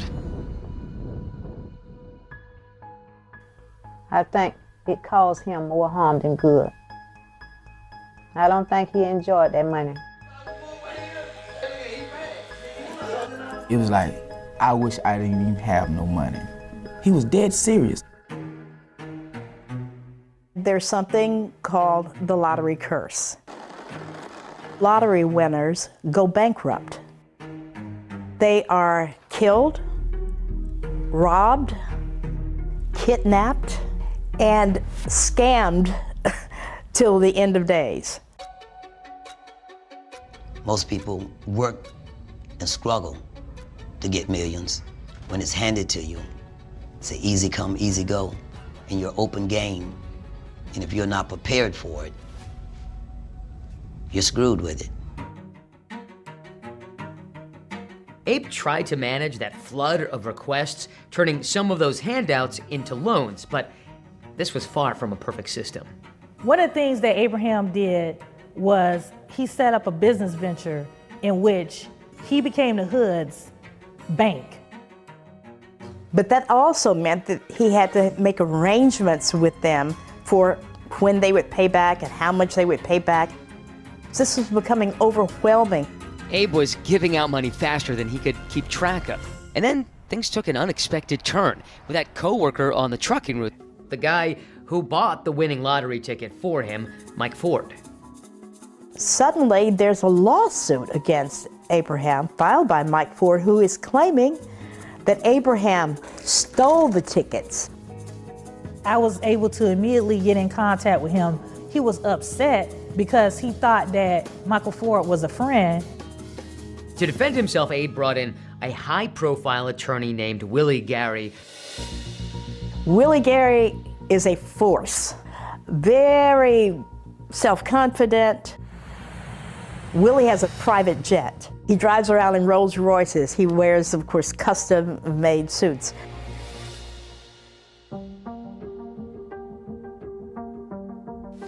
Please be seated, ladies and gentlemen. Mike Ford's claim was that Abraham had gone into his wallet, had taken the lottery ticket. Abraham denies that he ever stole that ticket. In response to the lawsuit, Abe alleged it was never about a stolen ticket. It was about a demand for $1 million. Abe's claim was that Mike basically went to him saying, hey, I want $1 million. And Abraham said, I'm not giving you any money. And that's when Mike said, well, I'm going to sue you. Ford has a different account. He says that when he asked Abraham about the ticket, Abe offered him $1 million, but later refused to pay, saying Ford couldn't prove the ticket was his. Ford versus Shakespeare was a 5-day trial. Michael Ford did his best to present his case, but the jury only took an hour to find against him. It was a battle over millions in that courthouse, but in the end, he got to keep all of his money. And then he met someone. He met someone who promised to help him, who promised to protect his fortune, to secure his future. Was Abe's luck finally turning around? A woman named Doris Moore, they call her Dee Dee, Florida born, very ambitious, pretty smart. She comes along. In fall of 2008, Dee Dee goes to this small business conference where she meets the realtor who sold Abraham his $1 million mansion. And she thought it would be cool to write a book about his life. Dee Dee is introduced to Abraham, and he agrees to let her profile him. She wanted to sit down and interview us for her book. Dee Dee Moore seemed like she was a very professional woman. She was in a suit and heels and hose and everything, and said that she owned a company, American Medical Professionals. Dee Dee Moore is a self-made businesswoman, a very successful businesswoman with a medical staffing company. And the more time Dee Dee spent around Abe, the more involved she became, not just as an author, but also as an advisor. She learns that he has all this money out there in the community. She said, you need a financial advisor, you need some financial help. I am an expert at that. The next thing you know, Dee Dee is Abraham Shakespeare's sidekick and his emissary who goes around to collect money. She had her own money. She didn't need his money. And that became a trust factor for him. He's like, you know, she has her own business. She, you know how to run things. She gonna help me with my LLCs. Dee Dee wasn't just helping Abe with his money. She also started recording their conversations, capturing these behind-the-scene moments where, even with her help, he still appeared to be fed up. Do you get tired of people asking you for money all the time, Abe? Give me your opinion on it. I've been tired. A year ago. All of a sudden, things go silent, and nobody knows where Abraham Shakespeare is. None of his children had heard from him. His mother hadn't heard from him. Nobody had heard from him. And just like that, Abraham Shakespeare disappeared. No calls, no goodbyes, not a word to the people he loved. It was like he vanished into thin air.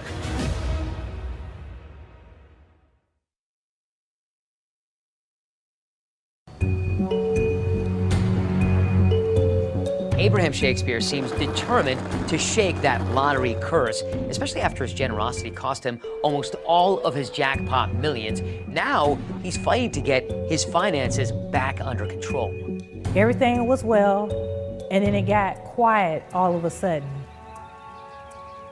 In April of 2009, there's a stir going on in the community about nobody having seen Abraham Shakespeare in a while.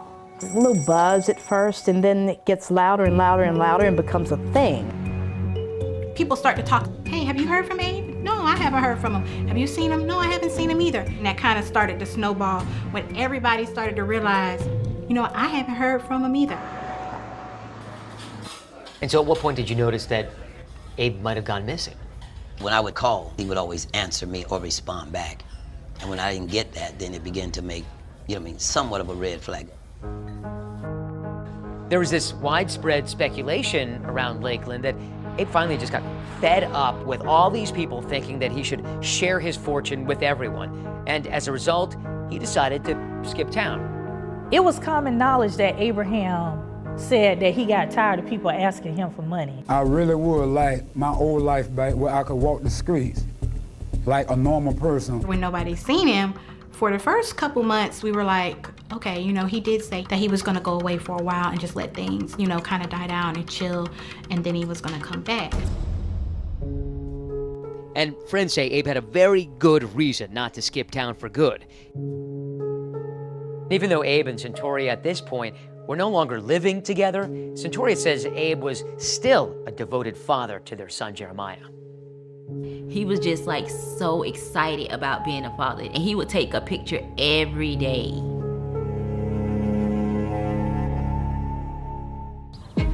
Finally, in November of 2009, almost 6 months since Abe disappeared, Abe's cousin, Cedric Edom, decides to file a missing persons report at the Polk County Sheriff's Office. Abraham's cousin, Cedric Edom, reported him missing to our missing persons unit, and that's where the whole investigation started. But the investigation gets off to a slow start. Lots of people are still convinced that there's an innocent explanation for Abe's disappearance. A lot of people said, well, I mean, I don't think he's missing. I think he took his money and wants to get away from all this. One of Abe's friends, Judy Hagens, even told the police Abe had mentioned leaving the country. Did he ever discuss any intricate plans with you that, hey, I'm going to disappear and nobody's ever going to see me again? Yeah, and he did. What was that about? Tell me. He really wanted to move to Jamaica. Still, there was an aspect of Abe's disappearance that puzzled some of his friends and family members. All of a sudden, they started receiving these random text messages from him. All of these people that Abraham would normally just pick up a phone and talk to or stop by to see were getting text messages. So at this point, there are a bunch of people coming out of the woodwork who are saying that they've heard from Abe. Right.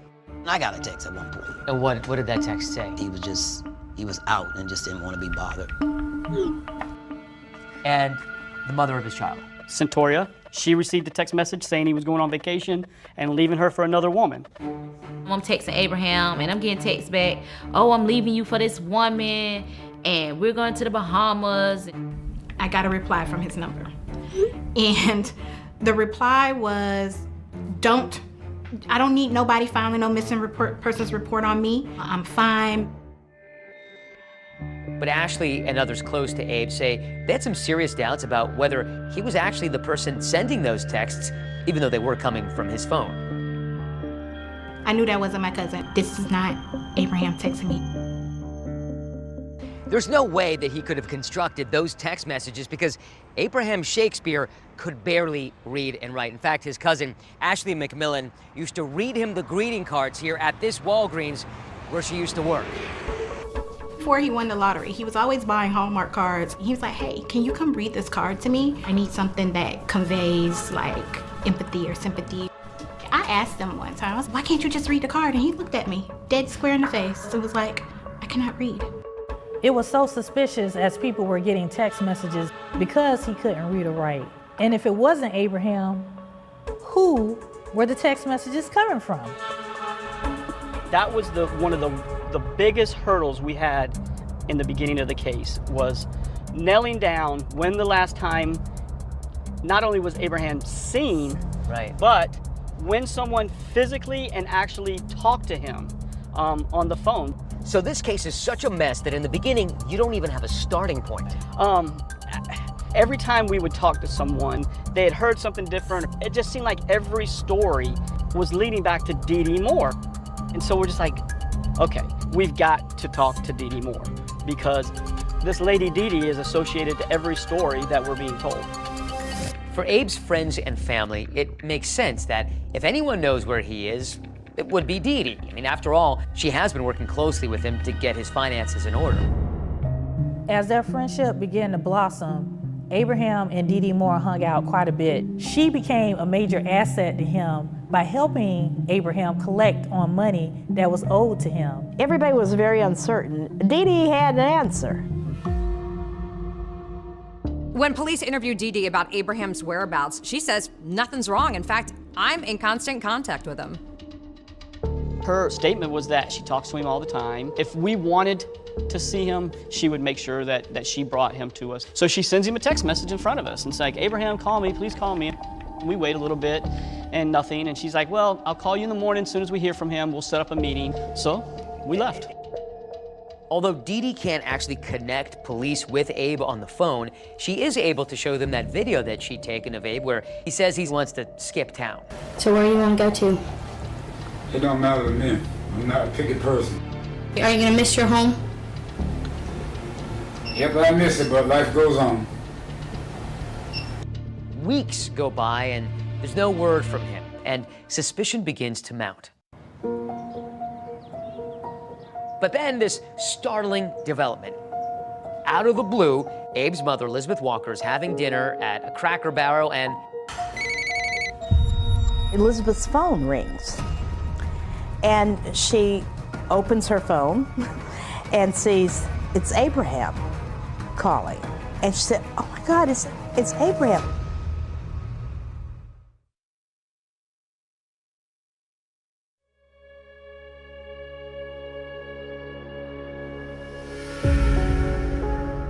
Abraham Shakespeare is reported missing on November 9th. Most of his friends and family say they have not seen him or heard his voice since April.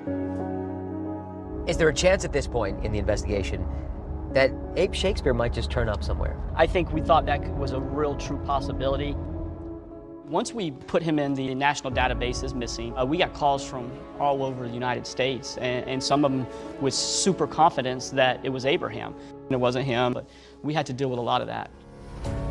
With all of these empty leads, investigators are now looking at other angles. So there's a whole pool of potential individuals that you could look at with some sort of motive if his disappearance did, result in foul play. We certainly hope Abraham's alive and well, and he has successfully hidden himself away. But our investigation doesn't lead us to believe that at this time. At this point, detectives are not only concerned that lottery winner Abe Shakespeare might be missing, they're concerned he might be dead. So how many people in Polk County owed Abe Shakespeare money? Over 20, maybe close to 40. And so some of them would probably not be so upset if he never appeared again. That was the problem, is that there was a lot of people that owed him money. But investigators aren't particularly interested in a man who had claimed that Abe owed him something.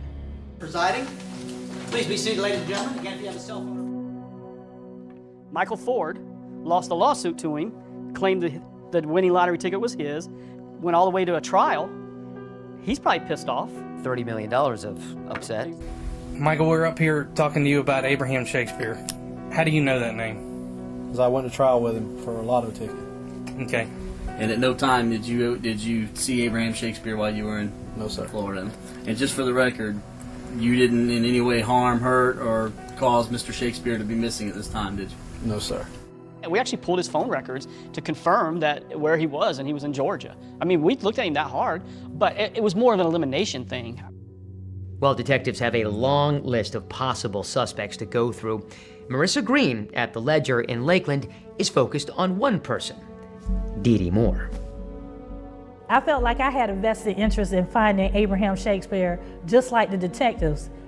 A couple of weeks before it was officially announced that Abraham Shakespeare was missing, I met Dee Dee Moore over the phone for the first time. She promised that she could produce him and I could interview him, but that never happened, and it went silent.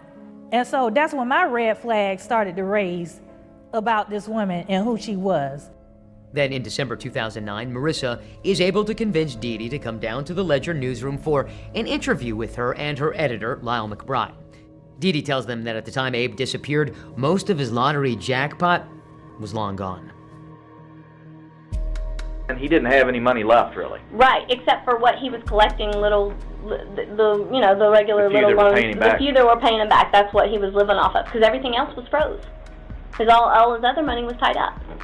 She said everybody else was taking advantage of him, but not her, because she had her own money.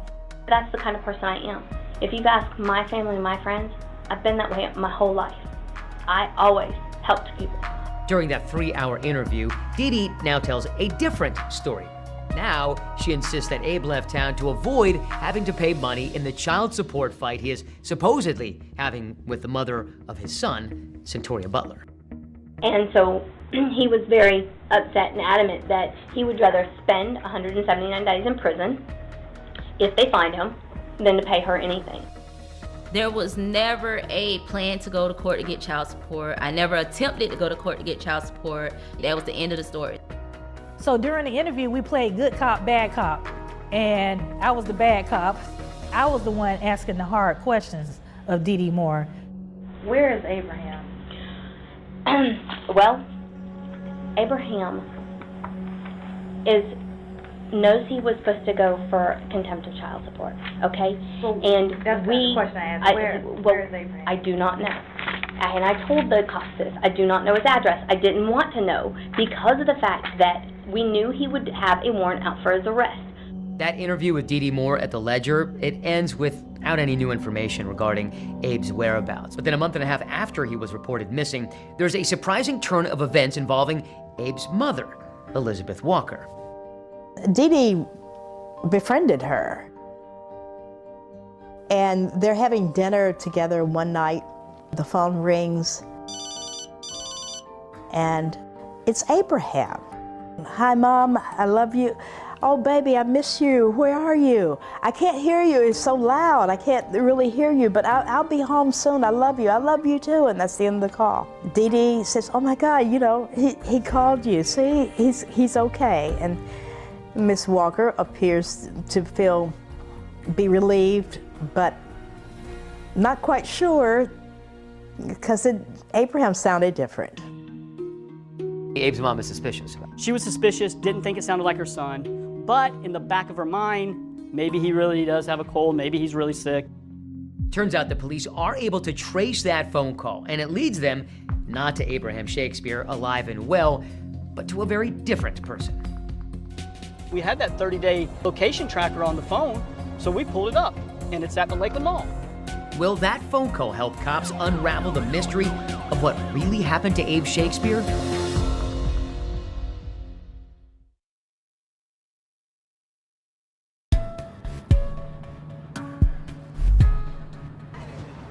Three weeks after Abe Shakespeare's disappearance is reported to police, the full attention of investigators is now on Dee Dee Moore.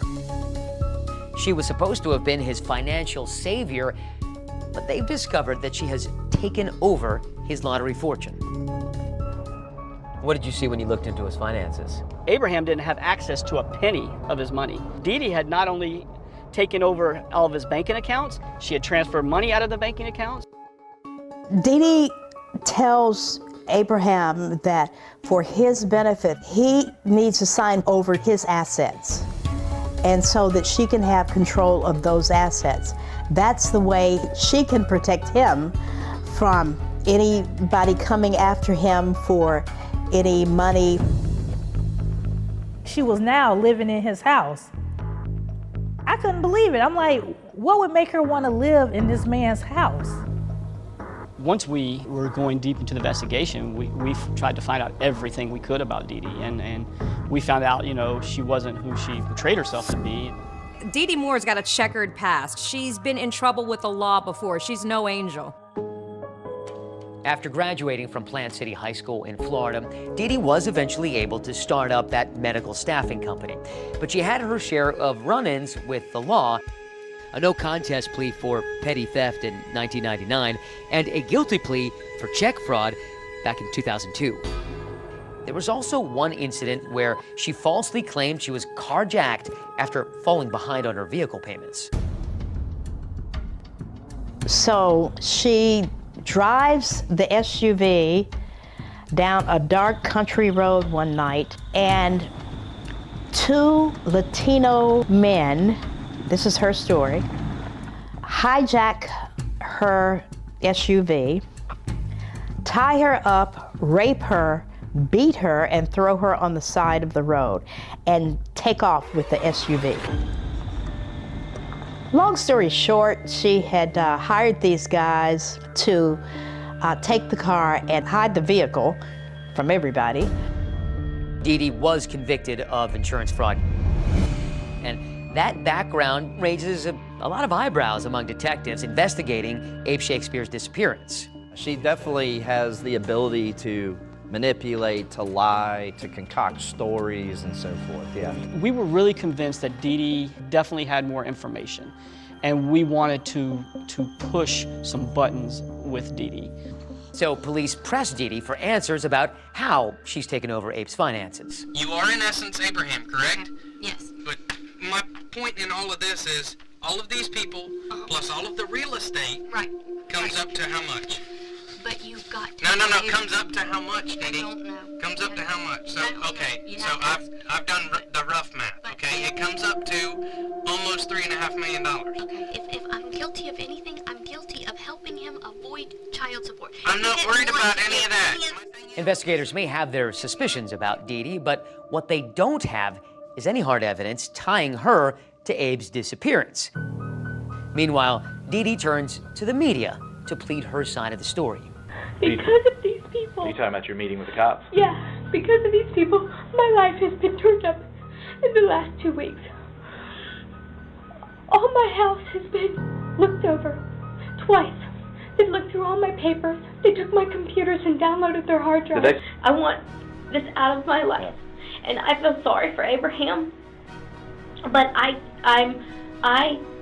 it has hardened my heart. I don't know if I'll ever help anybody out anymore. Then 8.5 months after Abe's disappearance and just a couple of days after Christmas, there's a development that sends this case in a dramatic new direction. The thing that really turns the case was when Elizabeth Walker got that call from her long missing son. Dee Dee Moore was at dinner with Elizabeth Walker when Abraham called. Abraham's mother called me, and she's like, Detective Clark, Abraham called me and told me Merry Christmas and that he's okay, but she said, it didn't really sound like my son. And I said, what number did that call come from? And she's like, it said private. It didn't take long for them to look at phone records. Investigators quickly learned two very critical pieces of information. First, that number is not Abraham Shakespeare's. Second, someone with that phone itself is located very close by, a local mall. So they rush to that local mall to figure out who it is. And incredibly, at almost the same moment they drive in, so does Dee Dee Moore. And then in drives Dee Dee. It's like a gift from God dropped to us. Crazy. We watch her get out, meet with this guy, hand him a wad of cash. And this was just, stinking the high heavens. They talk for a minute, she gets in her car, and she drives away to the north, and this car with this gentleman in it drives away to the south. So we get behind the car, we're following it, and we're like, let's stop it. We go to stop the car. So I just jump out, I go to the guy and I go, you can either park your car, get in our car and come with us, or we're gonna try to put you in prison the rest of your life. And he goes, well, I guess I'm coming with you. The man in the car, the man who got the cash from Dee Dee and who owns the phone that made the call to Abe's mom, he is none other than the friend of Abe's who ran the local barber shop, Greg Smith. Do you know Dee Dee Moore? That's what they asked me. Now I'm thinking to myself, Lord Jesus, what is going on? Did you make a phone call to Abraham's mother? I said, yeah. Well, I make the phone call to his mother, pertaining to be Abraham. I'm supposed to mimic his voice and the way he talked best I can and tell his mom that I'm okay. Said she's gonna pay me $350. I didn't feel right about it, but I thought I was helping Miss Walker feel better because she's been worried about her son. Greg told them then, I think that Abraham is dead. They said, we think so too. And they said, we need you to keep meeting with Dee Dee because we think she has something to do with this. And we need you to work for us. And I'm thinking to myself, man, when I needed this man stepped in and helped me. And the reality of what's at stake sinks in for Greg Smith. The light click on, okay, she actually is under investigation for killing Abraham Shakespeare. I was like, I'll do what I can. And so begins an elaborate plot to take down Dee Dee Moore and prove her involvement in Abraham Shakespeare's disappearance. Now, this is going to involve not only an undercover sting, a can of Red Bull, but also a discovery made right in this yard.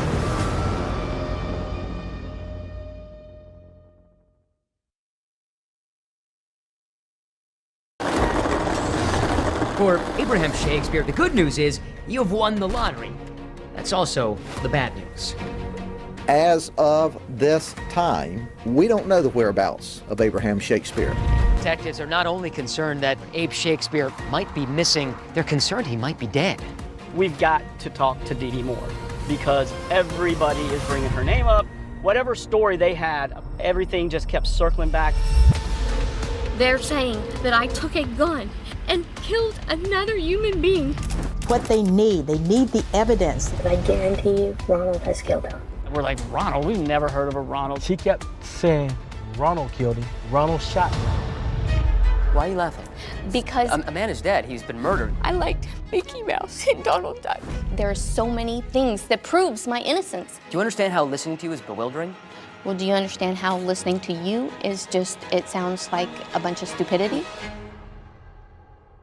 Hello, Florida. It's Wednesday, November 15th. And here are tonight's winning numbers. Abraham Shakespeare won $31 million in the Florida lottery, going from rags to riches. But as happens to so many lottery winners, Abe is besieged by people asking him for some of that cash. I really would like my old life back where I could walk the streets like a normal person, but got people coming up asking for money.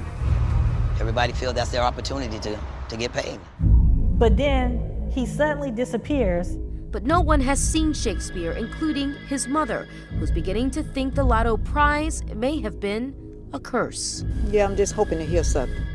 There is contact. Family and friends receive text messages from Abraham. In fact, his own mother gets a phone call from Abraham. I answered the phone. I said, hello? Upon further investigation, detectives learned that the voice was Greg Smith, the owner of the barbershop where Abraham would work. I was like, Mom, how you doing? This Abraham.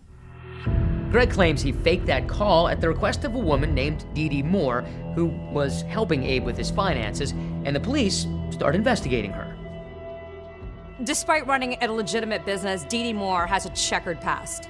She's been in trouble with the law before. Greg decides he does not want to go to jail, so he helps investigators with their case. And one way that he does it is by becoming a confidential informant. I didn't set a plan out to go catch her. I just told him I'd see what I could do. I'm getting ready to talk to Dee Dee. She's getting in the car now. When I interviewed Greg Smith back in 2012, he showed me how he secretly recorded conversations with her using something he called a catch can, which he invented himself. It's a Red Bull can. Look at that thing. I wouldn't figure out how it opens even. It actually separates in between. Oh yeah? Wow. That's brilliant. That's the Dee Dee Moore catch can. I worked undercover narcotics for 8 years, and I wouldn't have came up with this. Almost all of the meetings were in a car. Here it is sitting in front of her. She doesn't even know it's there. Well, they'll never know about you anyway. I'll never give you up. You know what I'm saying? Ever. Man, listen, I'm so deep in this with you right now. If you go down, I go down right now. Yeah. It was ingenious, but he even took it a step further. He would be smoking small cigars as they talked so that she wouldn't get suspicious. He would make it a point to flick ashes on or into the can as they were talking. Pretty simple trick, but it worked good, and it gave us a good recording of the car. I just need some time to get freaking Abraham back. Dee Dee is recorded telling Greg that Abe is alive. After she'd asked Greg to make that fake call to Abe's mom, Dee Dee now asks him to call someone else to continue spreading the news that Abe is okay. Should I say that he talked to his mom? Yeah. Yeah, see, that's gonna make it more convincing. But he told her if she tells anybody, he'll never call back. Okay. You make sure you say that. That sounds a little bit more convincing. Say that if she tells anybody, Abraham told her he would never call back. What's up, Dee Dee? Greg later reports back to her that the call went well. So you tell him, yeah, he's still living. I said, yeah, he's still living. I said, if anybody want to know if he's still living, yeah, he's still living. At one point, the investigation moves to a local hotel where Dee Dee Moore and Greg Smith meet. So Dee Dee and Greg go to the hotel to follow up that fake phone call with a fake letter? Yes, they did.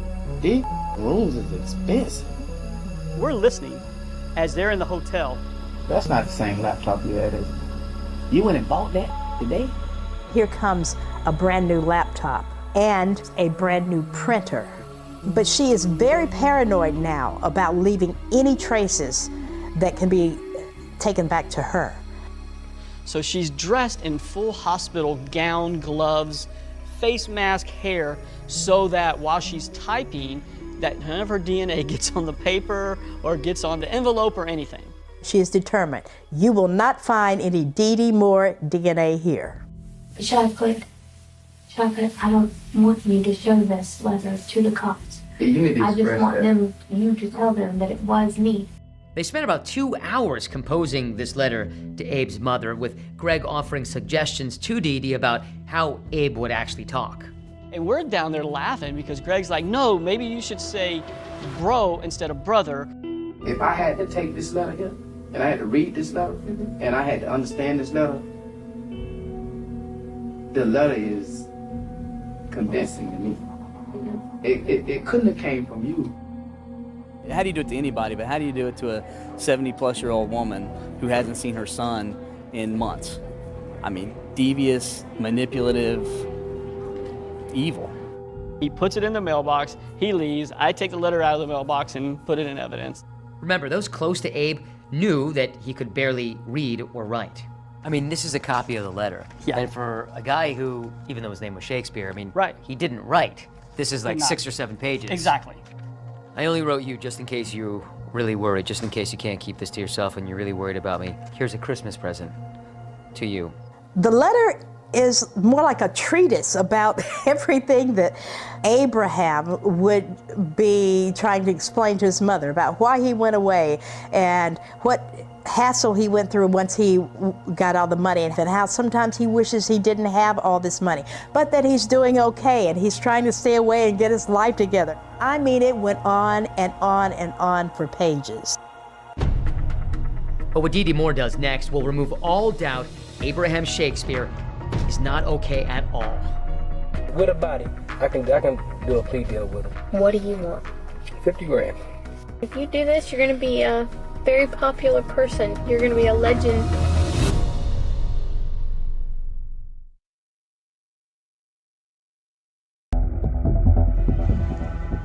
By this point, all of the law enforcement officers' instincts are firing on code red. They feel that Dee Dee Moore knew what happened to Abraham Shakespeare. What they need the evidence. So at one point, you ask the sheriff to hold a press conference. As of this time, we don't know the whereabouts of Abraham Shakespeare. And at that point, the sheriff says, hey, we think that Abe Shakespeare may have been met with foul play. We suspect that he's met an untimely death. He also names Dee Dee Moore as a person of interest. I must tell you, folks, that certainly it is fair to call Dee Dee Moore a person of interest. After that press conference, I believe she felt the walls closing in on her. So immediately she calls Greg Smith. We've got to do something. Did you see what Sheriff Judd's saying about me? And that's when the next phase of the case begins, convincing Dee Dee that if Abe is actually dead, to admit what really happened. They come up with this idea that they will get a fall guy who will say, you know, I'll take the blame and say that I killed Abraham Shakespeare.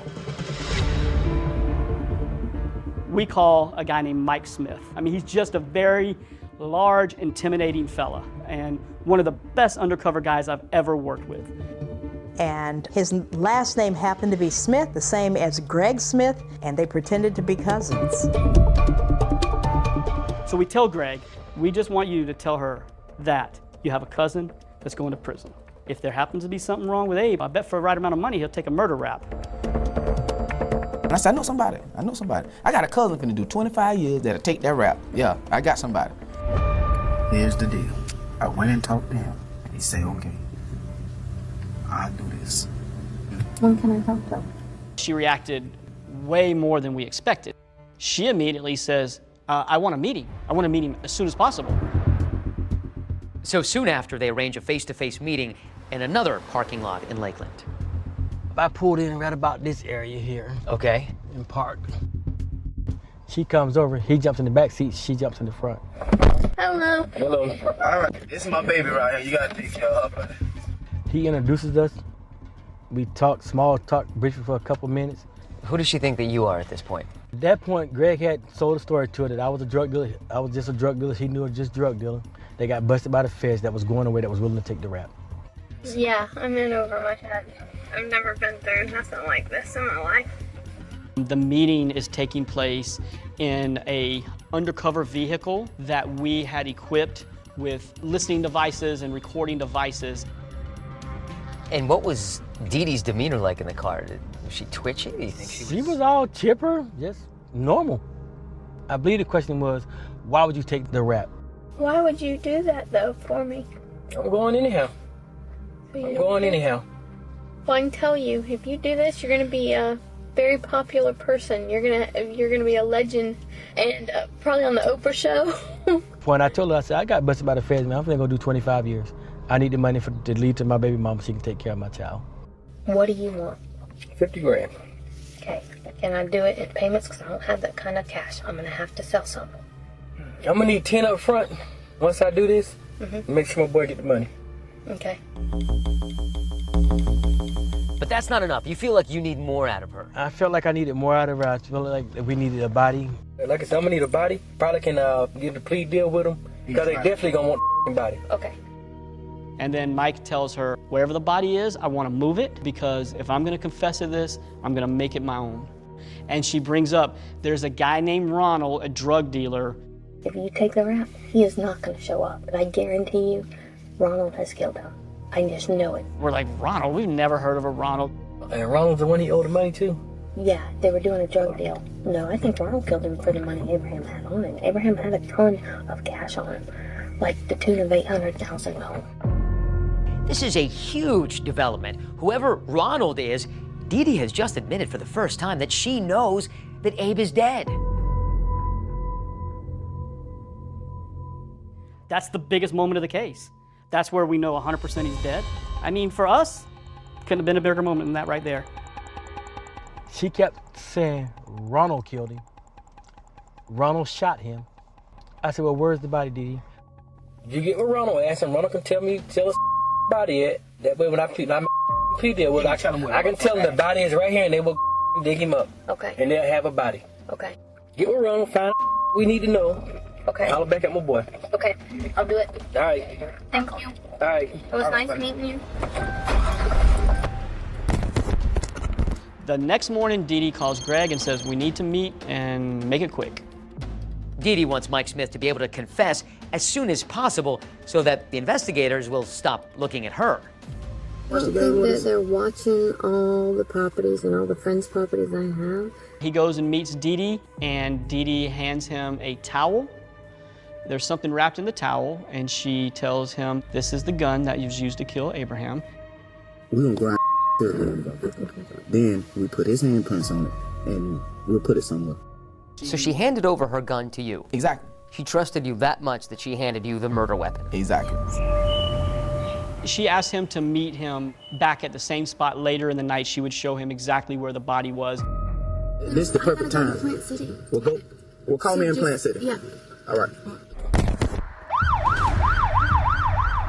We set it up for her to take me to the body now.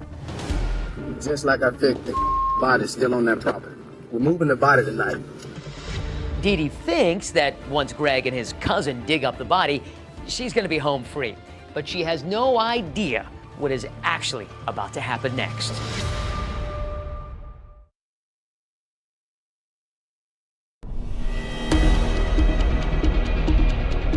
Not long after Dee Dee meets with the man who she believes will take the rap for killing Abe Shakespeare, she's driving along this road with Greg Smith, heading to a property she owns on the outskirts of Lakeland.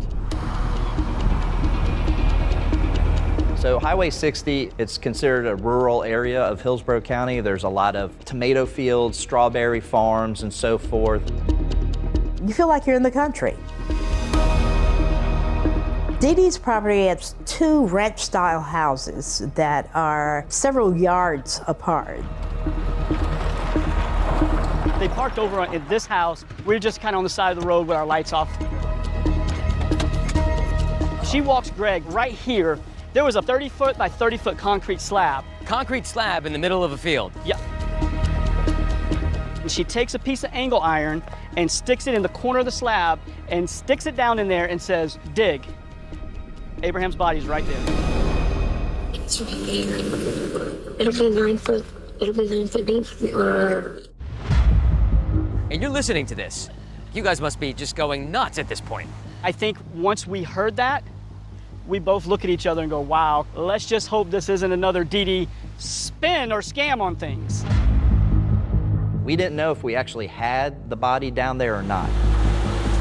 As authorities begin this arduous work to uncover what's below ground, they simultaneously set up their next tactic for Dee Dee. A few hours later, investigators have Greg call her again. He says, there's a big problem. When we went to dig up the body, the place was swarming with cops. Dee Dee's response? Meet me at the mall. Greg and Dee Dee then meet when all of a sudden, boom, the cops pull up. They jump out and they bust Greg. I'm sure she's thinking that we're arresting Greg for the murder of Abraham. So she's composed and says she wants to come back and talk to us and let us know some things. Okay, so you get her in here. That's you. That's me. Okay, who is this guy? Gregory Smith. Gregory Smith. That's who I know him as. Okay. Abraham introduced me to him. She first says, hey, I'm glad y'all got that guy Greg. I think that he's done something to Abraham. Find out what he knows, because he knows where Abraham's at. And so I let her go on for a few minutes, and I said, look, Dee Dee, I got some bad news for you. I think you know where I'm going with this, Dee Dee. The gig is up, okay? The gig is up. Listen, everything that you've told him, everything you've done, everything is recorded, Dee Dee. Everything is recorded. Finally see her demeanor change. She rests her head on her hand. We talk to him 10 times a day. We know every move you made. We know everything. Dee Dee Moore is caught pretty much red-handed. I want a deal, and I won't give you the person's name. Dee Dee at various times blamed everybody under the sun for killing Abraham. He gave me the name of the person that did it. And here she goes into the whole Ronald, some random drug dealing guy. I honestly don't know the guy's name. I know him by Ronald. So it's Greg Smith, it's Ronald, it's Mike Smith, the undercover. The undercover, it's her son, it's Cedric Edom. Everybody else. Crazy, crazy. Police say there is zero evidence that any of those people were actually involved. Dee Dee, you've said so many things you can't even keep your head straight. Okay, well, listen. Who shot Abraham? You know who shot. No. Who shot Abraham? You know who shot him. Authorities allow her to leave because without a body, they didn't have a case to arrest her. Meantime, back at Dee Dee's property in Plant City, a team has assembled to attempt to find the evidence they need to actually arrest her. We're talking probably 30, maybe 40 folks. This is definitely not a run-of-the-mill scene. The concrete slab was like a 900 square foot tombstone. We've got a 30 by 30, 9-inch thick concrete slab that we've got to bust up. On day one, there was nothing found. They kept digging and digging. This is a painstaking task. This is 2 inches at a time, sifting through everything. This was almost an archaeological dig here. It was. I mean, every quadrant, everything, just so we didn't miss anything.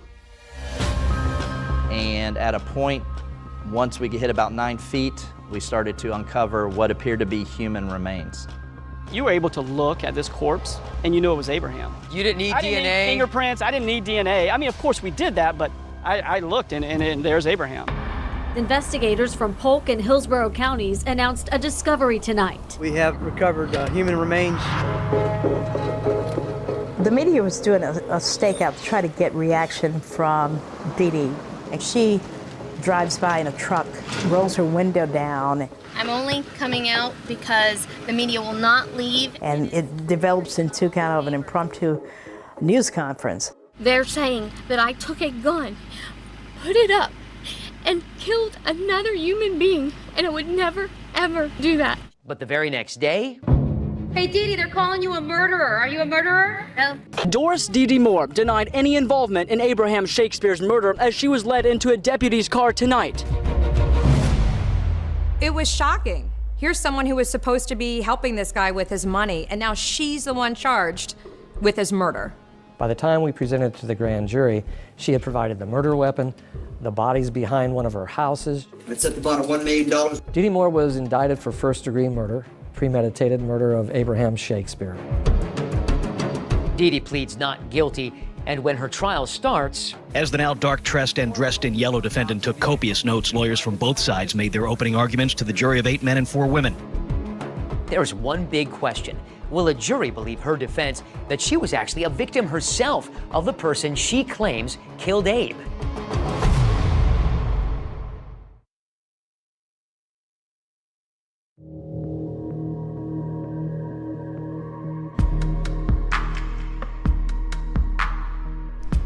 Six years after Abraham Shakespeare won the Florida lottery, 3.5 years after he disappeared, the murder trial of Dee Dee Moore is set to begin in this courthouse in Tampa.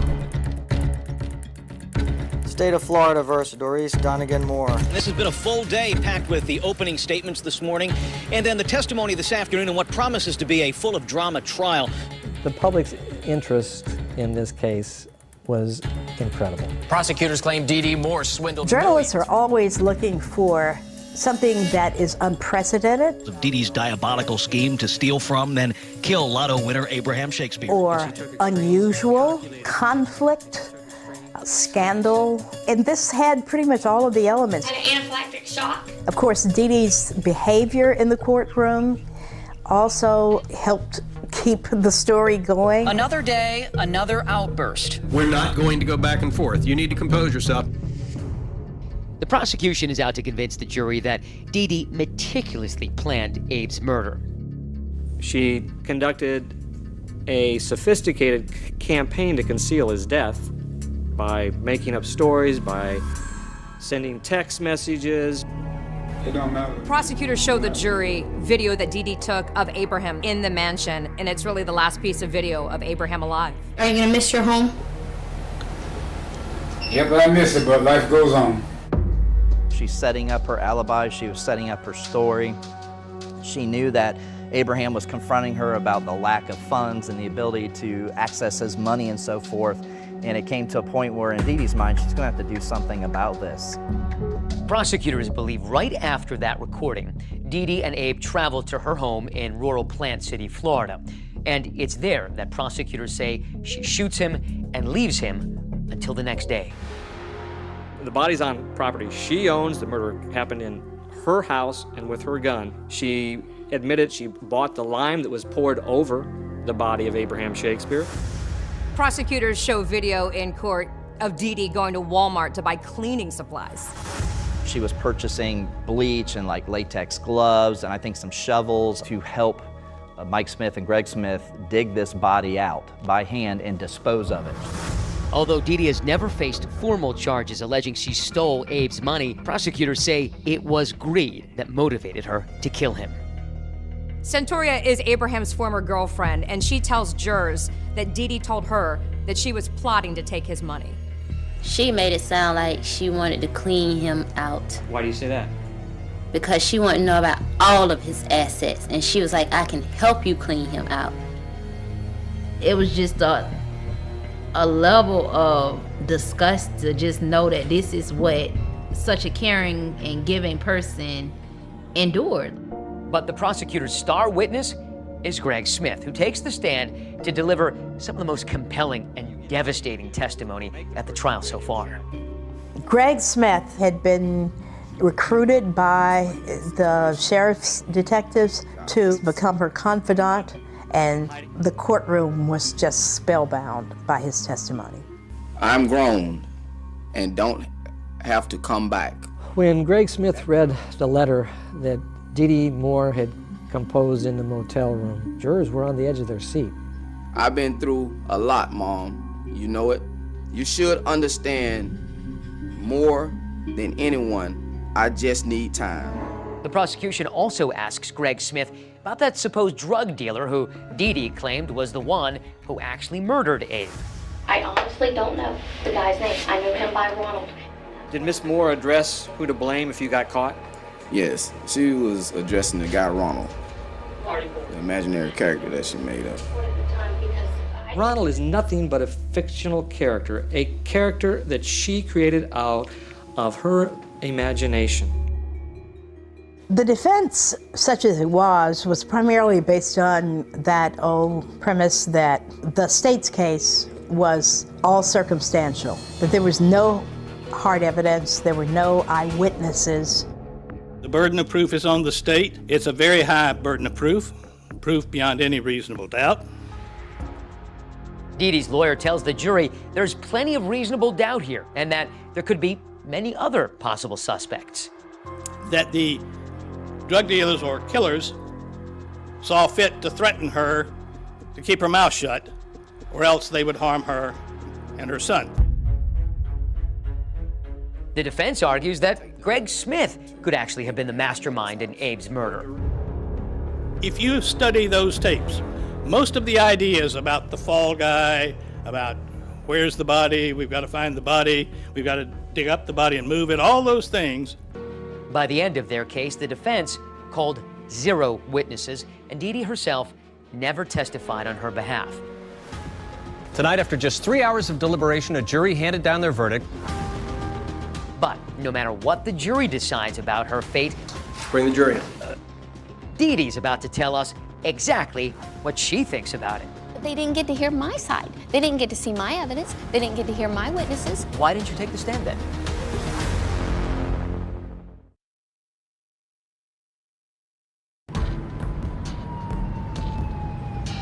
After almost 2 weeks of this roller coaster murder trial, it's now up to the jury to decide Dee Dee's fate. Bring the jury in. Tonight, after just 3 hours of deliberation, a jury handed down their verdict. Juries do unpredictable things at times. Is that indeed the jury's verdict? It was probably 7 o'clock at night. A storm was coming in. Right as they read guilty on the first count, The defendant is guilty of first-degree murder. a clap of lightning happens outside and just kind of lights up the courtroom. It was kind of like, yeah, it was wild. Abraham Shakespeare was your prey and your victim. Money was the root of the evil that you brought to Abraham. The judge made a brief statement about how heinous her crime was and that he would be sentencing her to life in a Florida state prison without the possibility of parole. I felt like he did get justice because even though his life was cut short, her life is just going to be long and miserable. I won't forgive her. I don't forgive, and I never will.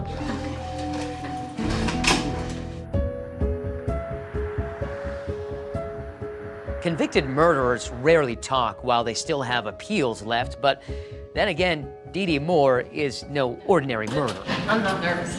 I don't get nervous. Hi. After Dee Dee was sentenced to life in prison without parole in 2012, 2020 was granted an exclusive interview with Dee Dee here in her cell block's cafeteria. Upon arrival, we quickly learned that Dee Dee wasn't exactly camera shy. Yeah, I've been on TV before. Okay, that's good to hear. You're a pro. Let me show you this. And this is fan mail. This is people... I have more than fan mail. I have a movie producer doing a big TV screen production of my case. Despite that jury taking less than 3 hours to convict her, Dee Dee vehemently maintains her innocence. I think people are complete idiots that think I had anything to do with it. I really do. When the guilty verdict was read, what went through your mind? They murdered me by the hands of justice. I'm murdered. You might as well kill me, because this is no type of living in here. Because I would never harm another human being. I would never hurt nobody. I liked Mickey Mouse and Donald Duck and Disney. I like Tinkerbell and kind things. I'm not a mean person. After a 2-week trial filled with damning audio and video evidence, I wondered if Dee Dee might finally come clean about what really happened to Abraham Shakespeare. Did you murder Abraham Shakespeare? Absolutely not. Did you bury him in your backyard? Absolutely not. Why are you laughing? Because a man is dead. He's been murdered, yes, clearly. Yes. And you're laughing. Yeah. Because I find it entertaining that people are that ignorant. Because there are so many things that proves my innocence. You ended up in his house Uh-huh. with all the rest of his money. Then he ended up dead in your property. Okay. But shot by your gun. You don't find any of that unusual or odd? Absolutely not, considering the people he hung around. I only knew this man for 4 months, and I'm just gonna, oh my goodness, I met this man, and you know what? I'm gonna plot a murder in 4 months. Do you understand how listening to you is bewildering? Well, do you understand how listening to you is just, it sounds like a bunch of stupidity? So if Dee Dee's claims are so convincing, why didn't the jury buy it? Well, she blames it all on her own attorney. About me. I personally would have convicted myself for what they got to hear, but they didn't get to hear my side. They didn't get to see my evidence. They didn't get to hear my witnesses. Why didn't you take the stand then? Because my you had lawyers, every opportunity to defend yourself. I wanted my witnesses to take the stand, for me to take the stand. My lawyer says we didn't need it. Your lawyer was that convinced you were going to win? Yes. But Dee Dee's lawyer, Byron Heilman, said the decision not to testify was Dee Dee's, and Dee Dee's alone. We discussed with Ms. Moore whether she wished to testify. That discussion had gone on for quite some time, and she made the decision not to do that. But since she claims her case was not properly presented in court, Dee Dee tries with us. People were trying to frame you. Absolutely. Why? Because, first of all, I was an easy target. A target, she claims, for drug dealers. Remember the story about Ronald, that so-called drug kingpin? Dee Dee claims the gang he allegedly had was out to kill her.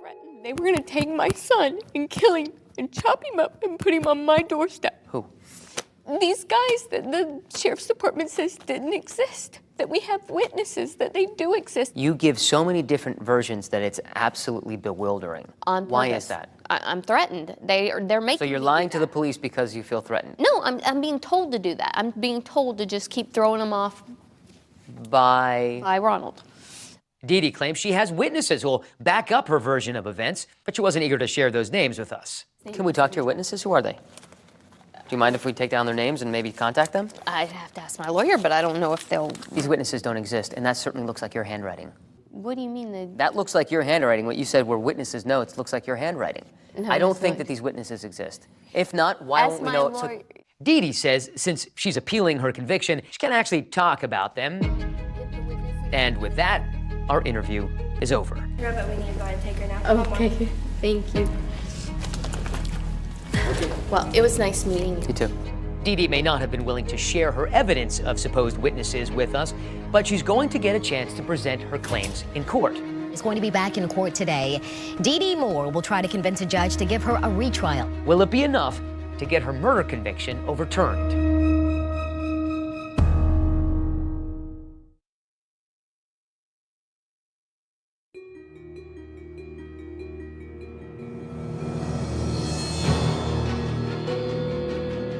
After years of filing motions to appeal her conviction, in July of 2023, Dee Dee finally gets another day in court. Dee Dee Moore is back in a Tampa courtroom demanding a new trial. Dee Dee tells the judge that she was framed by investigators who were paid off by those drug dealers that she alleged were doing business with Abraham Shakespeare. They're being paid under the table because cocaine dealers can afford a lot. The investigators denied Dee Dee's allegations.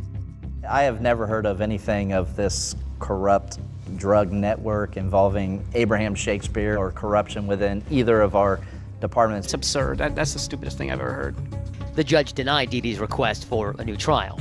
But that wasn't the last time we heard from Dee Dee.